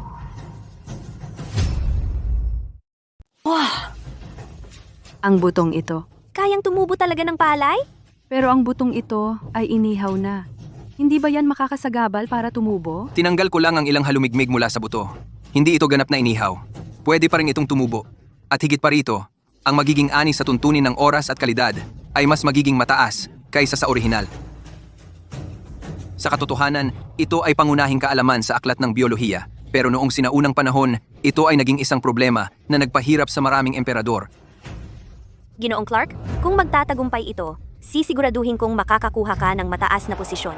Alam ko na ikaw at si General Johnson ay mga mahahalagang tao, pero nakikita mo, wala akong hangad sa karera sa gobyerno.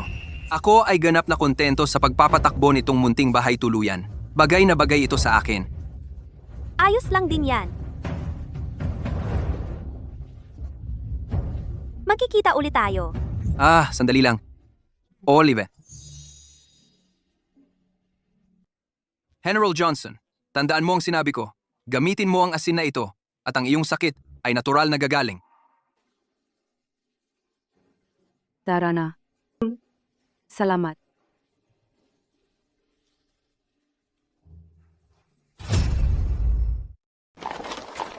Bihirang talento si Liam, isang henyo ng pinakamataas na antas. Hindi natin siya pwedeng pabayaang malugmok sa mga karaniwang tao. Pero ang ambisyon niya ay wala sa korte. Paano natin siya mapapapanig? General Johnson, 22 taong gulang ka na ngayon. Pero hindi mo pa rin naisipang magpakasal. Ako'y dapat nang magplano para sa iyo. Mahal na hari, nais ko lang pong manatili sa piling ninyo. At kayo'y tulungan magpakailanman. Wala po akong hangad na mag-asawa. Ako ay kakapirma lang ng bagong buwis sa kalakalan. Mga kagalang-galang na ministro. May iba pa ba kayong opinyon?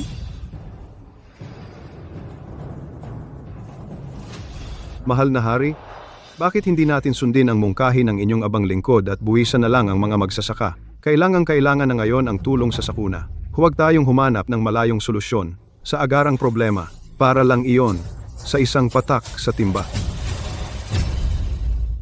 Nang ako'y umakyat sa trono, ako ay nangako sa yumaong emperador na ako'y magiging isang matalinong pinuno na nagmamalasakit sa mga tao. Ngayon, bagong dumanas ng digmaan ang mga tao at nahaharap sa mga kalamidad, ito ang panahong pinakakailangan nila ang korte. Kung magpataw tayo ng mabibigat na buwis ngayon, ito ay lubusang salungat sa aking paraan ng pamumuno. Mahal na hari, nang patayin mo ang iyong kapatid at agawin ang trono ng sapilitan, bakit hindi namin nakita noon na nakikinig ka sa yumaong emperador? Naniniwala ako ang paraan ng isang pinuno ay dapat desisibo, hindi dapat maging atubili. Ikaw? Ang nakaupo sa tronong ito ngayon ay ako. Hindi kita kailangan para turuan mo ako tungkol sa kung paano mamuno. Ipinahihiwatig ba ng mahal na hari na gusto mo ng kaparehong kapalaran para sa akin tulad ng Crown Prince? Kung gayon, ituring mo itong aking huling payo bago mamatay.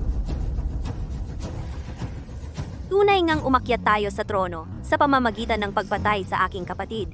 Hindi na natin pwedeng saktan muli ang aking sariling kamag-anak.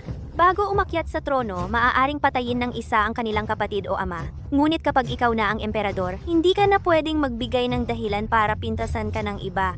Ngunit kung talagang hahayaan ko si Prinsipe Connor, mag-iiwan lamang ito ng panganib sa hinaharap. Ang bagay na ito, desidido na ako. Wala nang pagtatalo. Tapos na ang pagpupulong.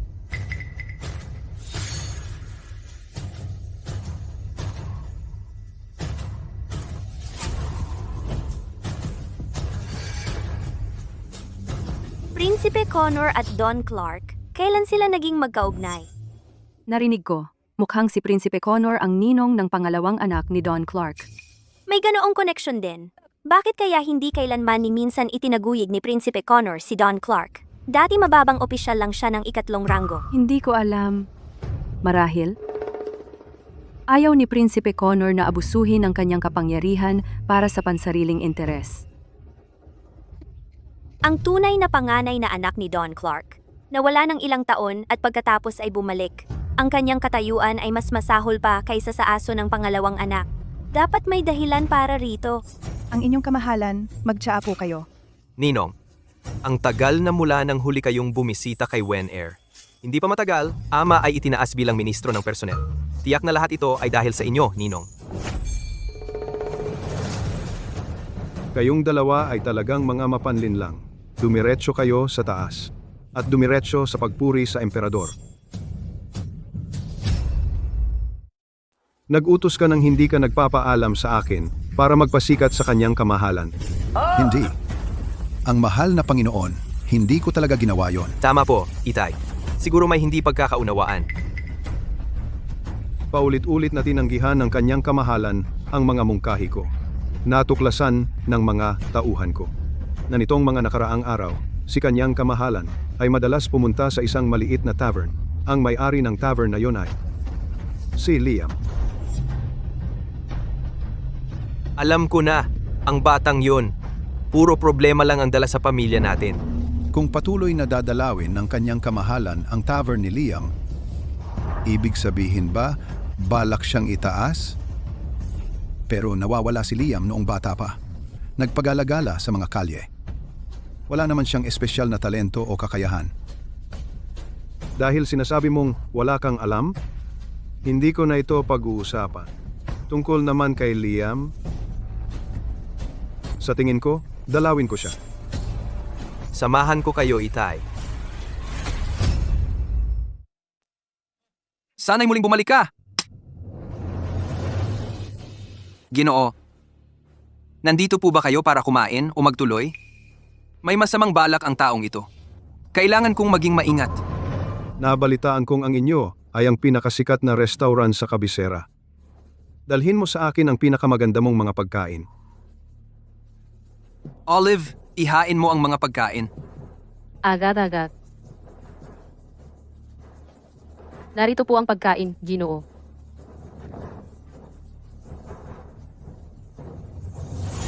Masarap.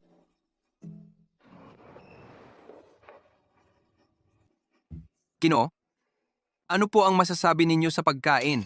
Napakadumi nitong mga pagkain na hindi dapat kainin at ipinaglakbay mo pa. Paano mo itinatrato ang mga customer mo? Kung talagang masama sa tingin mo ang pagkain, libre, ano sa tingin mo?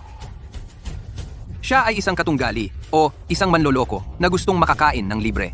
Noong nagtayo ako ng restaurant dati, nakaharap ako ng maraming ganitong klase. Parang kahit noon o ngayon, maliban sa teknolohiya at sistema ay magkaiba, ang ugali ng tao ay pareho lang. May mga salbahe saan man. Bukod sa lasa, may sign din dito. Tuluyan ng landas. Ang isang munting tuluyan ay may lakas ng loob na maglingkod sa langit. Sign ba ito ng paghamak sa mahal na hari? Ang isang tulad mo. Dapat ilabas at pugutan. Ang ibig sabihin ay, ang pagkain ay langit ng mga tao. Kung nandito ka para makipag-away, lumabas ka sa pinto sa kanan. Wala akong oras para sa mga kalokohan mo. Ang babae naman ay medyo maganda. Ito ang deal. Sabihin mo ang presyo. Ipagbili mo siya sa akin at hindi ko sisirain ang sign mo. Ano? Ayos? Kung patuloy kang mangharas sa amin, huwag mong sisihin ako sa susunod na mangyayari. Gusto kong makita ang gagawin mo tungkol dito. Tumawag sa mga autoridad? Sa tingin mo hindi ko maaasikaso siya dito mismo sa tindahan mo? Sige, tawagan mo sila. Sabihin mo na pumunta sila. Tingnan kung maglakas loob sila na hawakan ako. Hindi sila maglakas loob, pero ako, maglakas loob ako. Wala silang lakas ng loob. Mayroon ako. Ang lakas ng loob mong hampasin ako. Ako ay... mga guwardiya. Tigilan mo yan. Amang. Liam, malaking problema ang inabot mo. Alam mo ba kung sino ang hinampas mo? Ito po ang kagalang-galang na Prinsipe Connor, ang tiyuhin mismo ng emperador.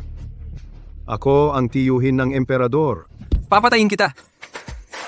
Amang, Nagbibigay lang ako sa kanya ng ilang mungkahi. mahal na hari.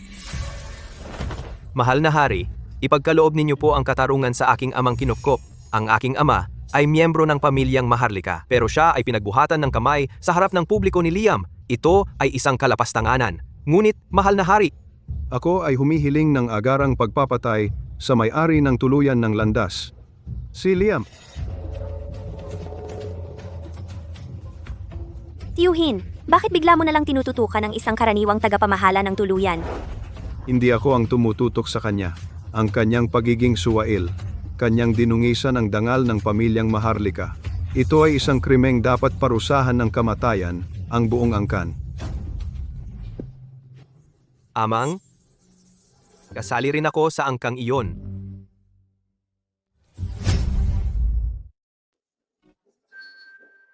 Ninong, kasapi rin ako ng pamilya. Subalit, ako ay maawain. Ayaw kong madamay ang iba. Ang hinihingi ko lang ay ang kanyang pagbitay.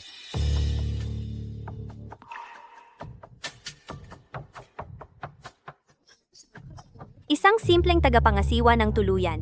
Anong lakas ng loob niyang magalit sa Imperial Uncle? Narinig ko, masarap daw ang pagkain sa tuluyan ng landas. Kaya gusto kong subukan. Binigyan ko lang siya ng ilang suhestyon. Sinalakay niya ako. Ang lalaking ito ay talagang pasaway. Dapat siyang pugutan bilang halimbawa. Tama po kayo, padre. Karapat-dapat pugutan si Liam. Narinig ko si Liam ang iyong sariling kuya. Bakit mo siya napopoot ng ganito? Nauunawaan po ninyo, kamahalan, na wala si Liam noong bata pa. Lumaki siya kasama ng mga refugee at mga pulubi. Sa kanyang pagkatao, siya ay marumi at kasuklam-suklam. Kung hindi dahil sa malambot na puso ng aking ama, hindi siya papayagang dumihan ang pangalan ng aming mga Clark. Kung tuluyang maaalis si Liam, walang sinuman ang makakaya hamunin ang aking posisyon. Anong lakas ng loob mo? Ang iyong sariling kapatid ay nawawala ng ilang taon. Hindi mo lang ginagawa ang pag-ayos. Hinahamak mo pa siya dahil nasa putik. Nasaan ang iyong katapatan? Nasaan ang iyong moralidad? At ikaw ay sumisigaw sa korte, iniinsulto ang pandinig ng imperial. Sa tingin ko ang dapat na hilahin at pugutan ay ikaw. Mahal na hari, pakiusap, magpakalma ka. Nang sinaktan ang imperial uncle, nandoon ka. Oh, Dahil nandoon ka, bakit hindi mo ipinadala ang uncle ko sa doktor agad? Kung may mangyari sa uncle ko, maari mo bang panagutan ng responsibilidad? Mga guwardiya, Opo, dalhin ang Benji. Bigyan siya ng 50 latigo. opo, mahal na hari. mahal na hari, kahabagan, kahabagan, Godfather, Godfather, iligtas mo ako. Uncle, huwag kang mag-alala. Ako ay ginagawa ito. Para sa iyo rin.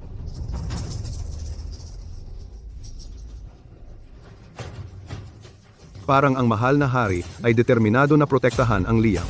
Ang daan ay barado. Wala akong choice kundi gumawa muna at mag-report mamaya. Huminahon, huminahon. Young Master, ayos ka ba? Kasalanan ko lahat, Olive. Ang young master ay ayos lang. Ang mga jailers, mahina ang kanilang mga kamay. Parang massage lang. Hindi naman ganon kalakas ang bantay na yon. Nakapigil siya kay GTG. Clark! Sumisigaw. Salamat sa tulong ninyo, General Johnson. Habang buhay akong magpapasalamat sa inyo. Walang anuman. 2 beses mo na akong iniligtas. Isipin mo na lang ito ang paraan ko ng pagbabayad sa'yo. Anong ibig mong sabihin? 2 beses? Simula nang subukan ko ang pamamaraan mo, ang kalagayan ko ay gumaling ng husto. Noong isang araw, ang emperador ay nagpadala ng mga manggagamot para suriin ako. Namangha silang lahat. Sabi nila gusto nilang makilala ang manggagamot na himala. Oo nga pala. General Johnson, paano ninyo nalaman na ipinahuli ako ni Prinsipe Connor? Clark? Sana hindi ka nasaktan.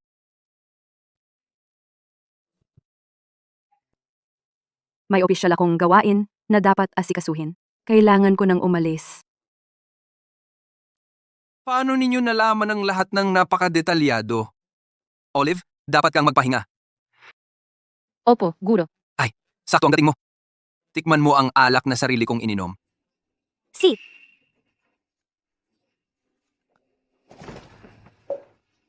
Matagal nang mayabang si Prinsipe Connor. Marami ka nang pinagdaanan. Hindi ako naaabala niyan. Ang nakakaabala sa akin ay, Benji ay ang ampon na anak ni Prinsipe Connor. Nakaka-interes yan. Anong nakaka-interes doon? Pag-isipan mo, mataas ang estado ni Prinsipe Connor. Kung hindi sila malalim na magkaugnay, hindi niya basta-basta aampunin bilang ama at anak. Pero kung talagang malalim ang pagkakaugnay nila, bakit hindi niya itinaas ang posisyon ng tatay ko sa loob ng maraming taon? Kahina-hinala yan. GTG, Clark, napansin ko hindi lang negosyo ang alam mo, kundi pati na rin ang pag-intindi sa tao. Espesyal ang iyong pananaw. Edu, Ang sarap talaga ng alak na ito. Unang beses kong natikman ang alak na ganito ka-smooth. ang produkto ni GTG, Clark, ay laging dekalidad. Moderno, simple ang teknik ng paglilinis ng alak. Noong unang panahon, parang mahika. Ang problema lang ay, walang koneksyon. Kung makakakuha tayo ng suporta mula sa gobyerno at ipalaganap ang reputasyon ng alak sa malawak na lugar, lubos akong naniniwala na maipagbibili natin ito kahit saan. Pagkatapos, ang ating bansa at mga bansang dayuhan ay iinom ng aking masarap na alak. Hindi ba't napakaganda noon? GTG, Clark. Wala kang koneksyon. Pero ako, meron. Wala kang mga koneksyon. Pero ako, meron. Anong koneksyon ang maaari mong magkaroon? Ang General Johnson ay isang babae sa militar. Hindi niya naiintindihan ang negosyo. At ang ating kasalukuyang emperador mas pinahahalagahan ang lakas militar kaysa sa pag-aaral. Lalo na ang mga mangangalakal. Dahil iyon ay panahon ng kaguluhan. Natural ang pag-unlad ng militar ang prioridad. Pero ngayon, tayo ay nasa panahon ng kapayapaan. Kaya lahat ay muling binubuo. Natural, ang pag-unlad ng ekonomiya dapat ang pokus.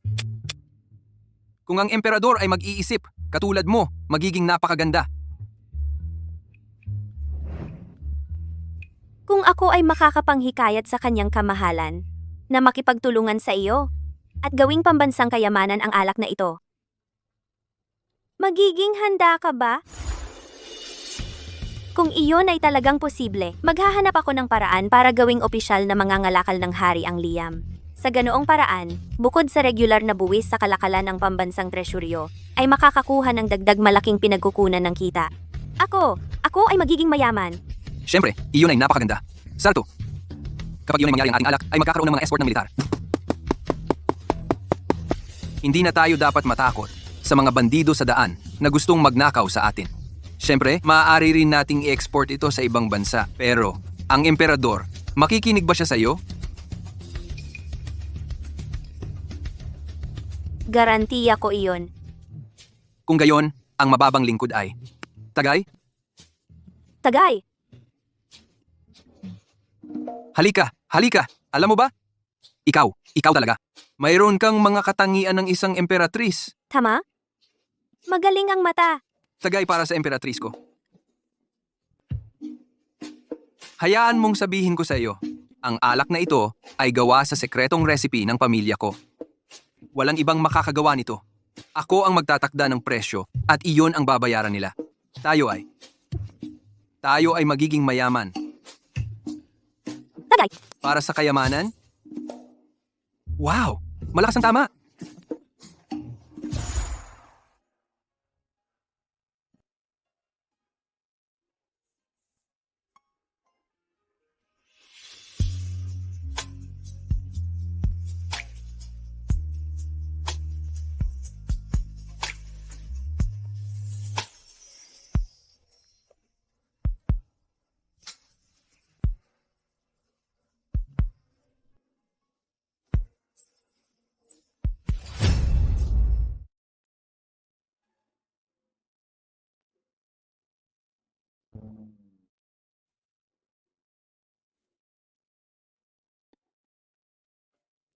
Nakakasira talaga ng mga bagay ang pag-inom. Ginoo. Olive, anong dahilan ng pag-iyak mo? Kapag ikakasal ka sa hinaharap, ipapadala mo ba ang olive?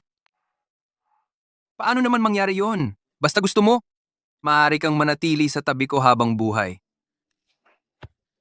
Basta hindi mo ako ituturing na pabigat. Susunod ako sa iyo habang buhay.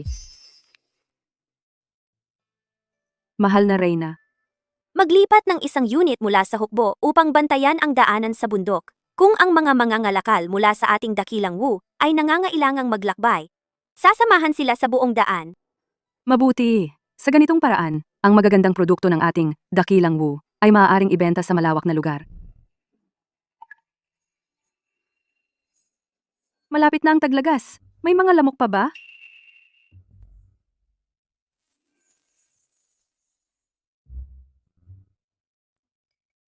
Liam ay parehong may talento at guwapo.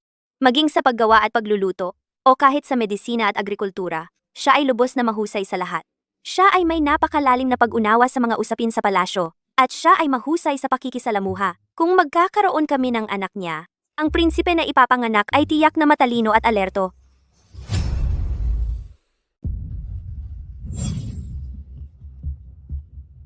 Ninong, kailangan mong ipagtanggol ako. Si Liam nga ay isang lalaking may pambihirang talino. Tiyak na aalisin ko siya ng walang pag-aatubili. Sayang naman. May malaking kapintasan siya.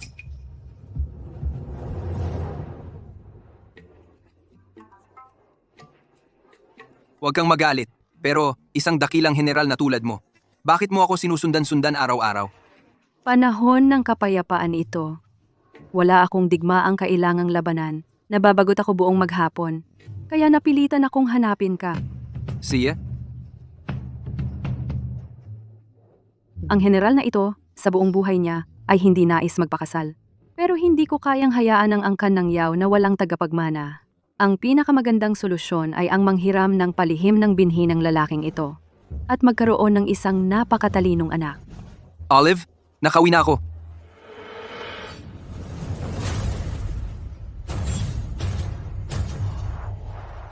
Olive! Olive!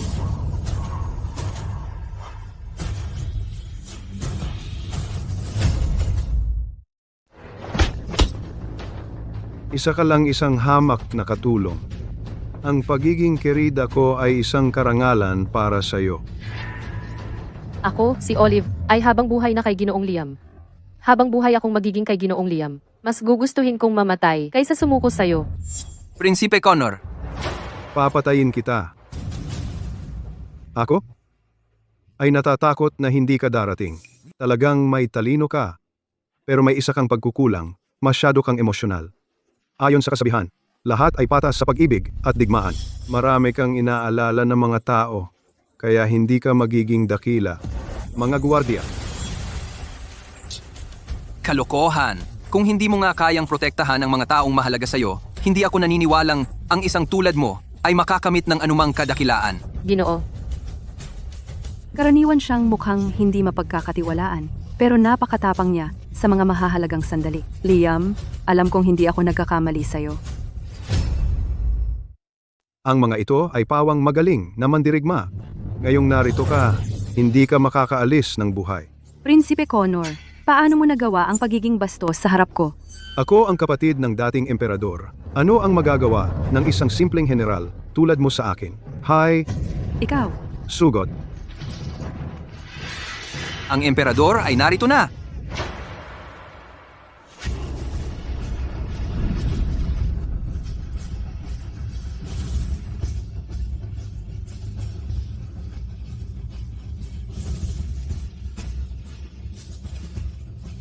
Sino ang nagbigay sa iyo ng lakas ng loob na ipitin ang Cancelier Celestial ng walang pahintulot? Ano? Kaya iyon ang emperadora. Sa gabing iyon, dapat ay. Tio, nang walang pahintulot? Pinigil mo ang mga tao ko sa sarili mong pagpapasya. Wala talaga kang paggalang. Para sa akin?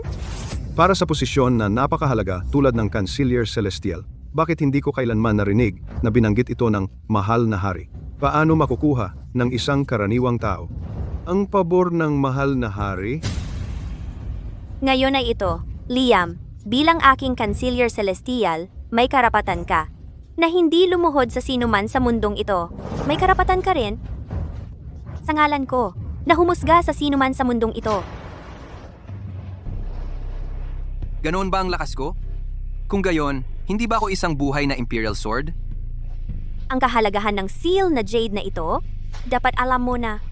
Ngayon, ipinagkakatiwala ko ito sa iyo. Inaasahan ko. Hindi mo ako bibigo.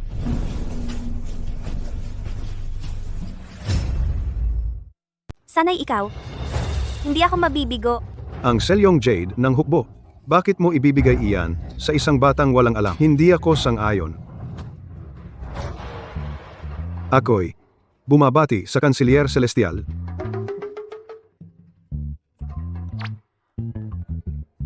Epektibo ba talaga ito? Kukunin ko na ito ng buong galak.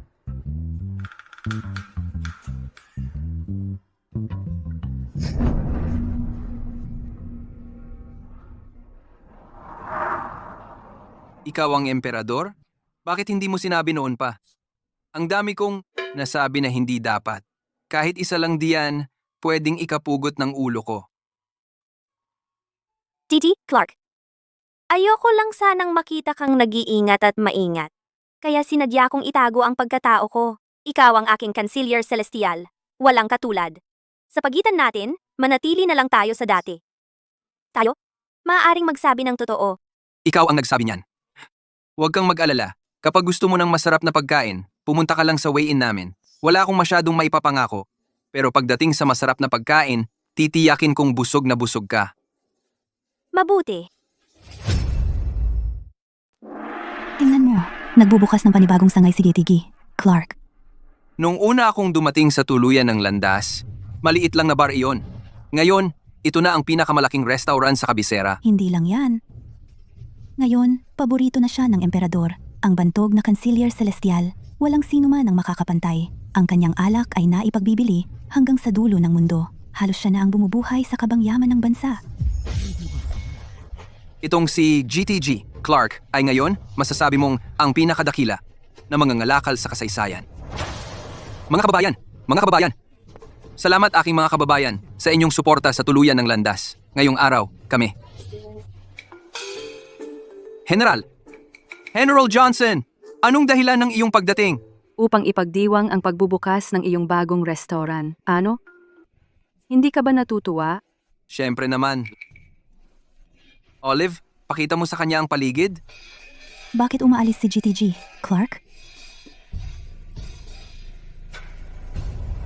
Liam, dapat sa akin ka.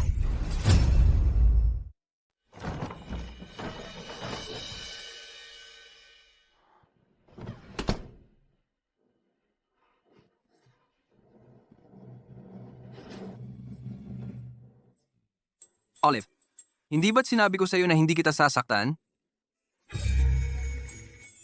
Isabel, bakit ka nandito? Kuya, alam ni Isabel na nagkamali siya. Tigil! Base sa karanasan ko, sinusubukan mo akong akitin. Hindi dapat ito mangyari. Immoral ito. Ikaw ay hindi. Tunay na kapatid ko, di ba? Kuya, nakalimutan mo na ba? Magpinsan tayo. Magkasintahan tayo mula pagkabata. Pero, nawala ka. Kaya, naputo lang kasunduan. Pagkatapos, naghirap ang pamilya ko. Naawa ang nanay mo sa akin at pinatira ko. Ang orihinal kong apelyido ay Foster.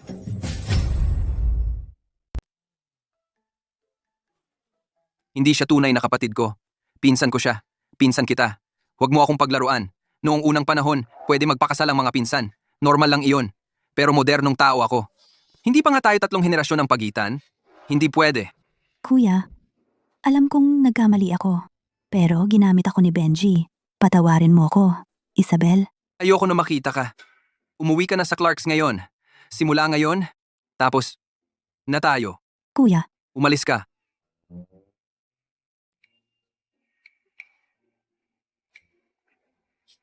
kuya, Umalis ka.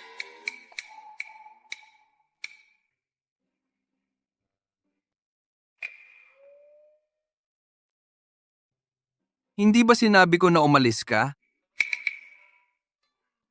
Hindi ko inakala na masyado kang mahinhin. Tinanggihan mo ang babae na nagpapakita ng interes sa iyo. Siyempre, hindi ako ganoon klaseng tao. Maupo ka. Anong dahilan ng pagpunta mo dito? Hindi ba pwede bumisita ng walang dahilan? Uminom ka ng tsaa.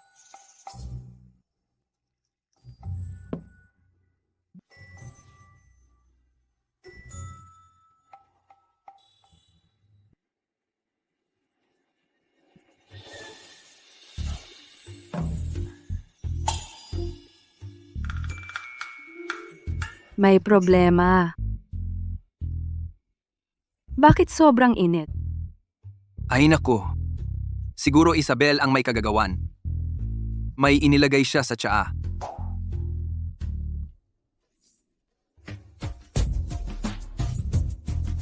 Okay ka lang?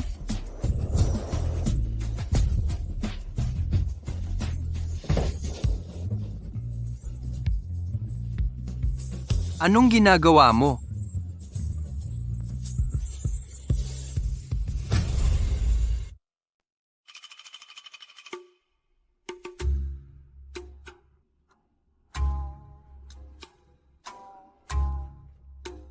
Bakit kaya ganito ang lahat ng babaeng ito? Nakikipagtalik sila sa akin tapos tatakbo.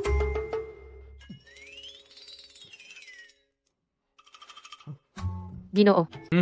Kung kaya nila, kaya rin ni Olive. Hindi importante kay Olive ang estado. Gusto ko lang makasama ka magpakailanman. Makasama ka, Ginoo. Olive, sinabi ko na sa iyo, hindi kita palalayasin. Bakit hindi ka na lang magpahinga? Ginoo. Kung kukunin mo si Olive, hindi na mag-aalala si Olive. Ako. Isa na naman? Ang aga-aga naman. Wala ba akong pahinga?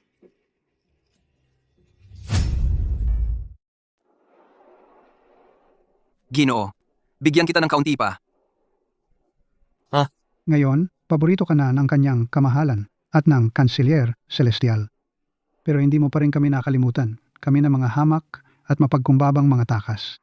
Masyado kang mabait. Ginoo, alam ko noong binuksan ko ang aking tindahan, tinulungan ninyong lahat na paalisin ang maraming nanggugulo. Inaalagaan ninyo ako. At inaalagaan ko rin kayo. Sobra-sobra na ang tulong ninyo sa amin. Ang kaunting nagawa namin ay hindi kailanman makakabawas sa utang na loob namin. Salamat. Ang mabuting tao ay tatanggap ng mabuting kapalaran. Bumalik ka, kung kulang pa. Bagamat masigla kong pinaunlad ang ekonomiya at nakalikha ng maraming trabaho, may natitira pa ring grupo ng mga matatanda na hindi na kayang magtrabaho. Ibig sabihin, sila ay maaasahan lamang ang bigas na tulong. Kailangan kong mag-isip ng paraan upang magtatag ng isang sinaunang istilong bahay ampunan para sa matatanda. Sa huli, igalang mo ang iyong sariling mga nakatatanda at igalang mo rin ang mga nakatatanda ng iba. Arugain mo ang iyong sariling mga anak at arugain mo rin ang mga anak ng iba.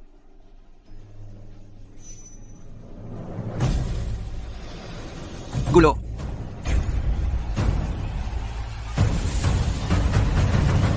Nilason ang lugaw na ito. Lolo, kukuha ako ng doktor para sa iyo. Tibayan mo. Ginoo. Ako, panahon ko na. Huwag mo nang alalahanin ang paghahanap ng doktor. Kasalanan ko lahat ito dahil hindi ako naging maingat. Kasalanan ko lahat. Kung hindi, Sobra-sobra na ang nagawa mo para sa amin. Sobra-sobra na ang mga tao sa kabisera ay idolo ka nila. Kung wala ka, ako ay matagal nang namatay. isang taon, malapit na. Makakapagbigay na ako ng tahanan para sa iyo. Lolo, tibayan mo. Tibayan mo? Tapos na. Ginoo, Lolo, Ginoo, may masamang nangyari. Ginoo, ano yun? may balita mula sa general. Sabi niya, matagumpay ang iyong experimental field. Maganda ang paglago ng bungang palay at kayang makipagkumpetensya sa bigas. Pero Peruano? bumigay ang dam at tinangay ang iyong experimental field. Prinsipe Connor. Ninong, talaga bang pwede ito? Ang pagkasira ng dam, kung malaman ng mga tao na ako ang gumawa. Iyon ay isang malaking krimen. Nandito ako? Anong takot mo? Ang dating emperador ay nag-iwan sa akin ng kapatawaran kahit na dumating ang Vicky. Kailangan niyang magpakita ng respeto sa akin. Ang paglason sa mga refugee, iyon ay hindi gaanong malaking problema. Pero ang pagwasak sa pampang ng ilog, mag-iiwan ng maraming tao, walang tahanan, lahat para lang maalis ang isang Liam. Ang presyo, hindi ba medyo mataas ito? Ang Liam, siya ay napakatalino. Para harapin siya, kailangan natin ng matinding paraan. Halos na niyang natulungan ang Vicky. Matatag na makuha ang trono, kailangan natin mangahas. Kung hindi, sa Great Wu, saan ang lugar ko? Pero ang hakbang na ito, hindi ba ito masyadong delikado? Anong takot doon? Kahit na siya ay magreklamo sa Vicky, hindi mangahas ang Vicky, nagalawin ako. Ano, mangahas siyang patayin ako?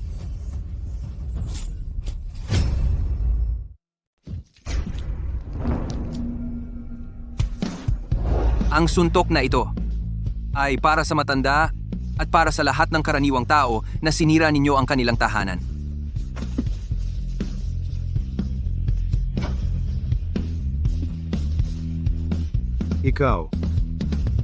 Ikaw. Mga guwardiya, pagpatay, mamamatay tao, mga guwardiya. Tumigil. Kapatid mo siya. Ang galing mo talaga. Pinapalaki ang anak ng iba sa lahat ng mga taong ito. Habang ang sarili mong laman at dugo ay pinapabayaan mo.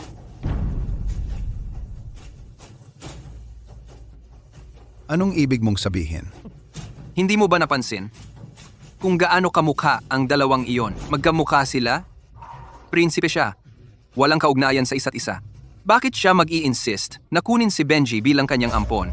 At isa pang bagay, Hindi mo ba naramdaman kung paano ang aking mahal na ina? Kay Prinsipe Connor? Hindi pangkaraniwang mahinahon. At masunurin? At isa pa, hindi mo napansin? Ang pagiging masunurin ng mahal kong ina? Sa Prinsipe Connor, hindi siya karaniwang masunurin at sunod-sunuran. Anong nangyari? Mahal na prinsipe. Mahal na prinsipe. Tulungan ang mahal na prinsipe. Babaeng hayop, tumayo ka. Umalis ka sa harap ko. Ang Benji, anak ng hayop siya ng sino? Mahal na Panginoon, ikaw. Alam mo ang lahat? Totoo ang lahat. Totoo ang lahat. Lahat. Totoo ang lahat. Pokpok.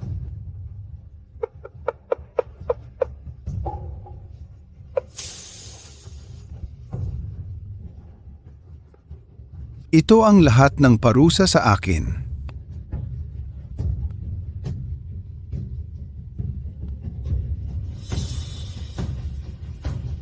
Liam, tapos ka. Ang pagpatay sa prinsipe ay isang malaking kasalanan. Kahit ikaw ang Canciller Celestial, hindi ka maililigtas ng emperador. Hugot ang ulo mo sa huli. Ano pa ba ang isa pang ulo? Walang pinagkaiba.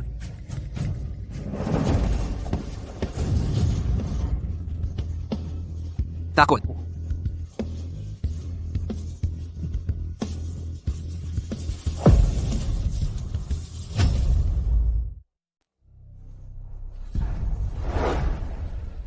Pumasok sa mansyon ng Prinsipe Connor. Pinatay ang Prinsipe Connor. Alam mo ba, ang kasalanan mo? Mahal na hari, alam ko ang kasalanan ko. Pero, wala akong regrets. Mahal na hari, inaalis niya ang banta sa mga tao. Pakiusap, patawarin mo siya. Ako, gusto kong patawarin siya. Pero ang isang prinsipe ay pinatay sa sariling bahay niya. Dapat siyang parusahan ng mabigat. Ako, hindi maaaring magtakda ng ganitong president. Liam, pinatay ang isang miyembro ng maharlikang pamilya. Karapat dapat. Pagpapatay sa buong klan niya. Binata, Subalit, tiningnan ko ang mga ginawa ng Prinsipe Connor sa buhay niya. Nagdesisyon ako. Nahayaan ang langit. Magdesisyon sa kapalaran ni Liam. Ang daan sa harap ang daan ng panganib. Kung makalakad siya rito, ako, papatawarin ang lahat ng kasalanan niya.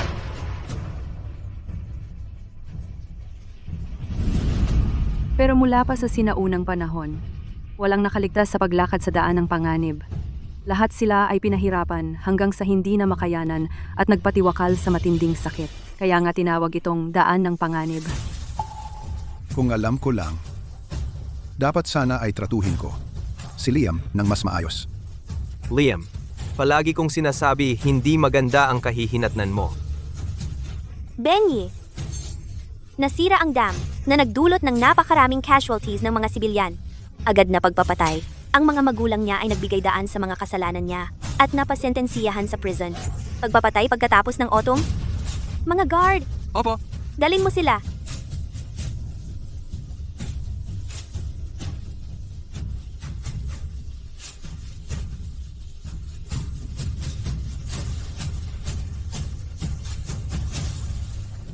dahil ginawa ko ito, tinanggap ko ito. Wala lang ito, kundi kamatayan. Dahil ako ang gumawa, ako ang mananagot. Isa lang itong usapin ng buhay at kamatayan.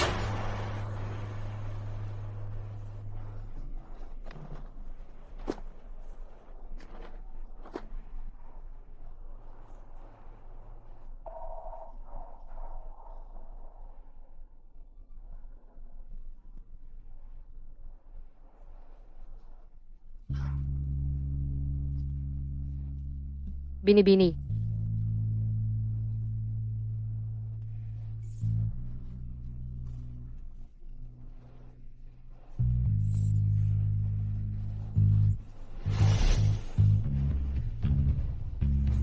General Johnson. Hindi ko siya pababayaang mamatay. Kung hindi niya matatapos ang paglalakbay na ito, mag-aayos ako ng peking pagkamatay para sa kanya. At pagkatapos, Liam,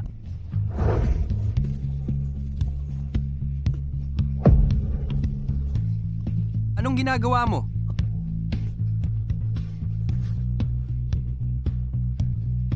Si Liam ang nagligtas ng buhay ko. Ngayon, ibabalik ko ang pabor. Liam, bilisan mo! Ang buhay ko, nailigtas din ni Liam. Sasamahan kita sa paglalakbay na ito. Magkakasama tayong malalampasan ito.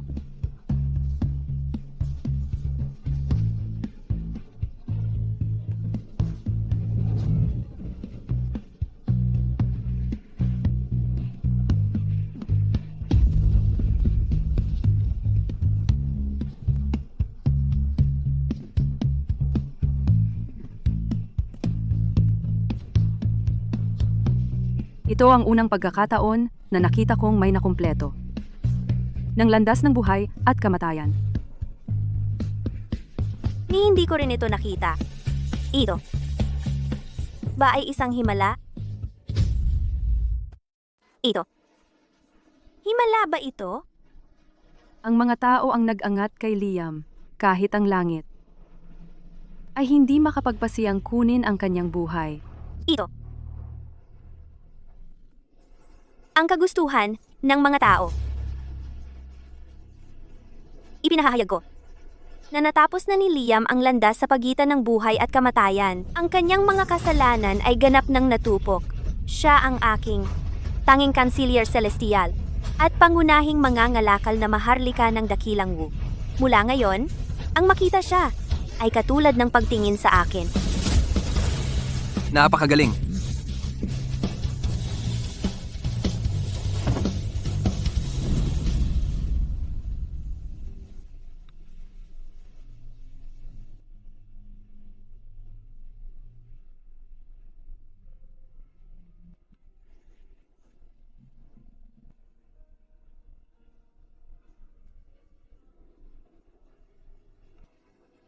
Mabuhay ang emperador!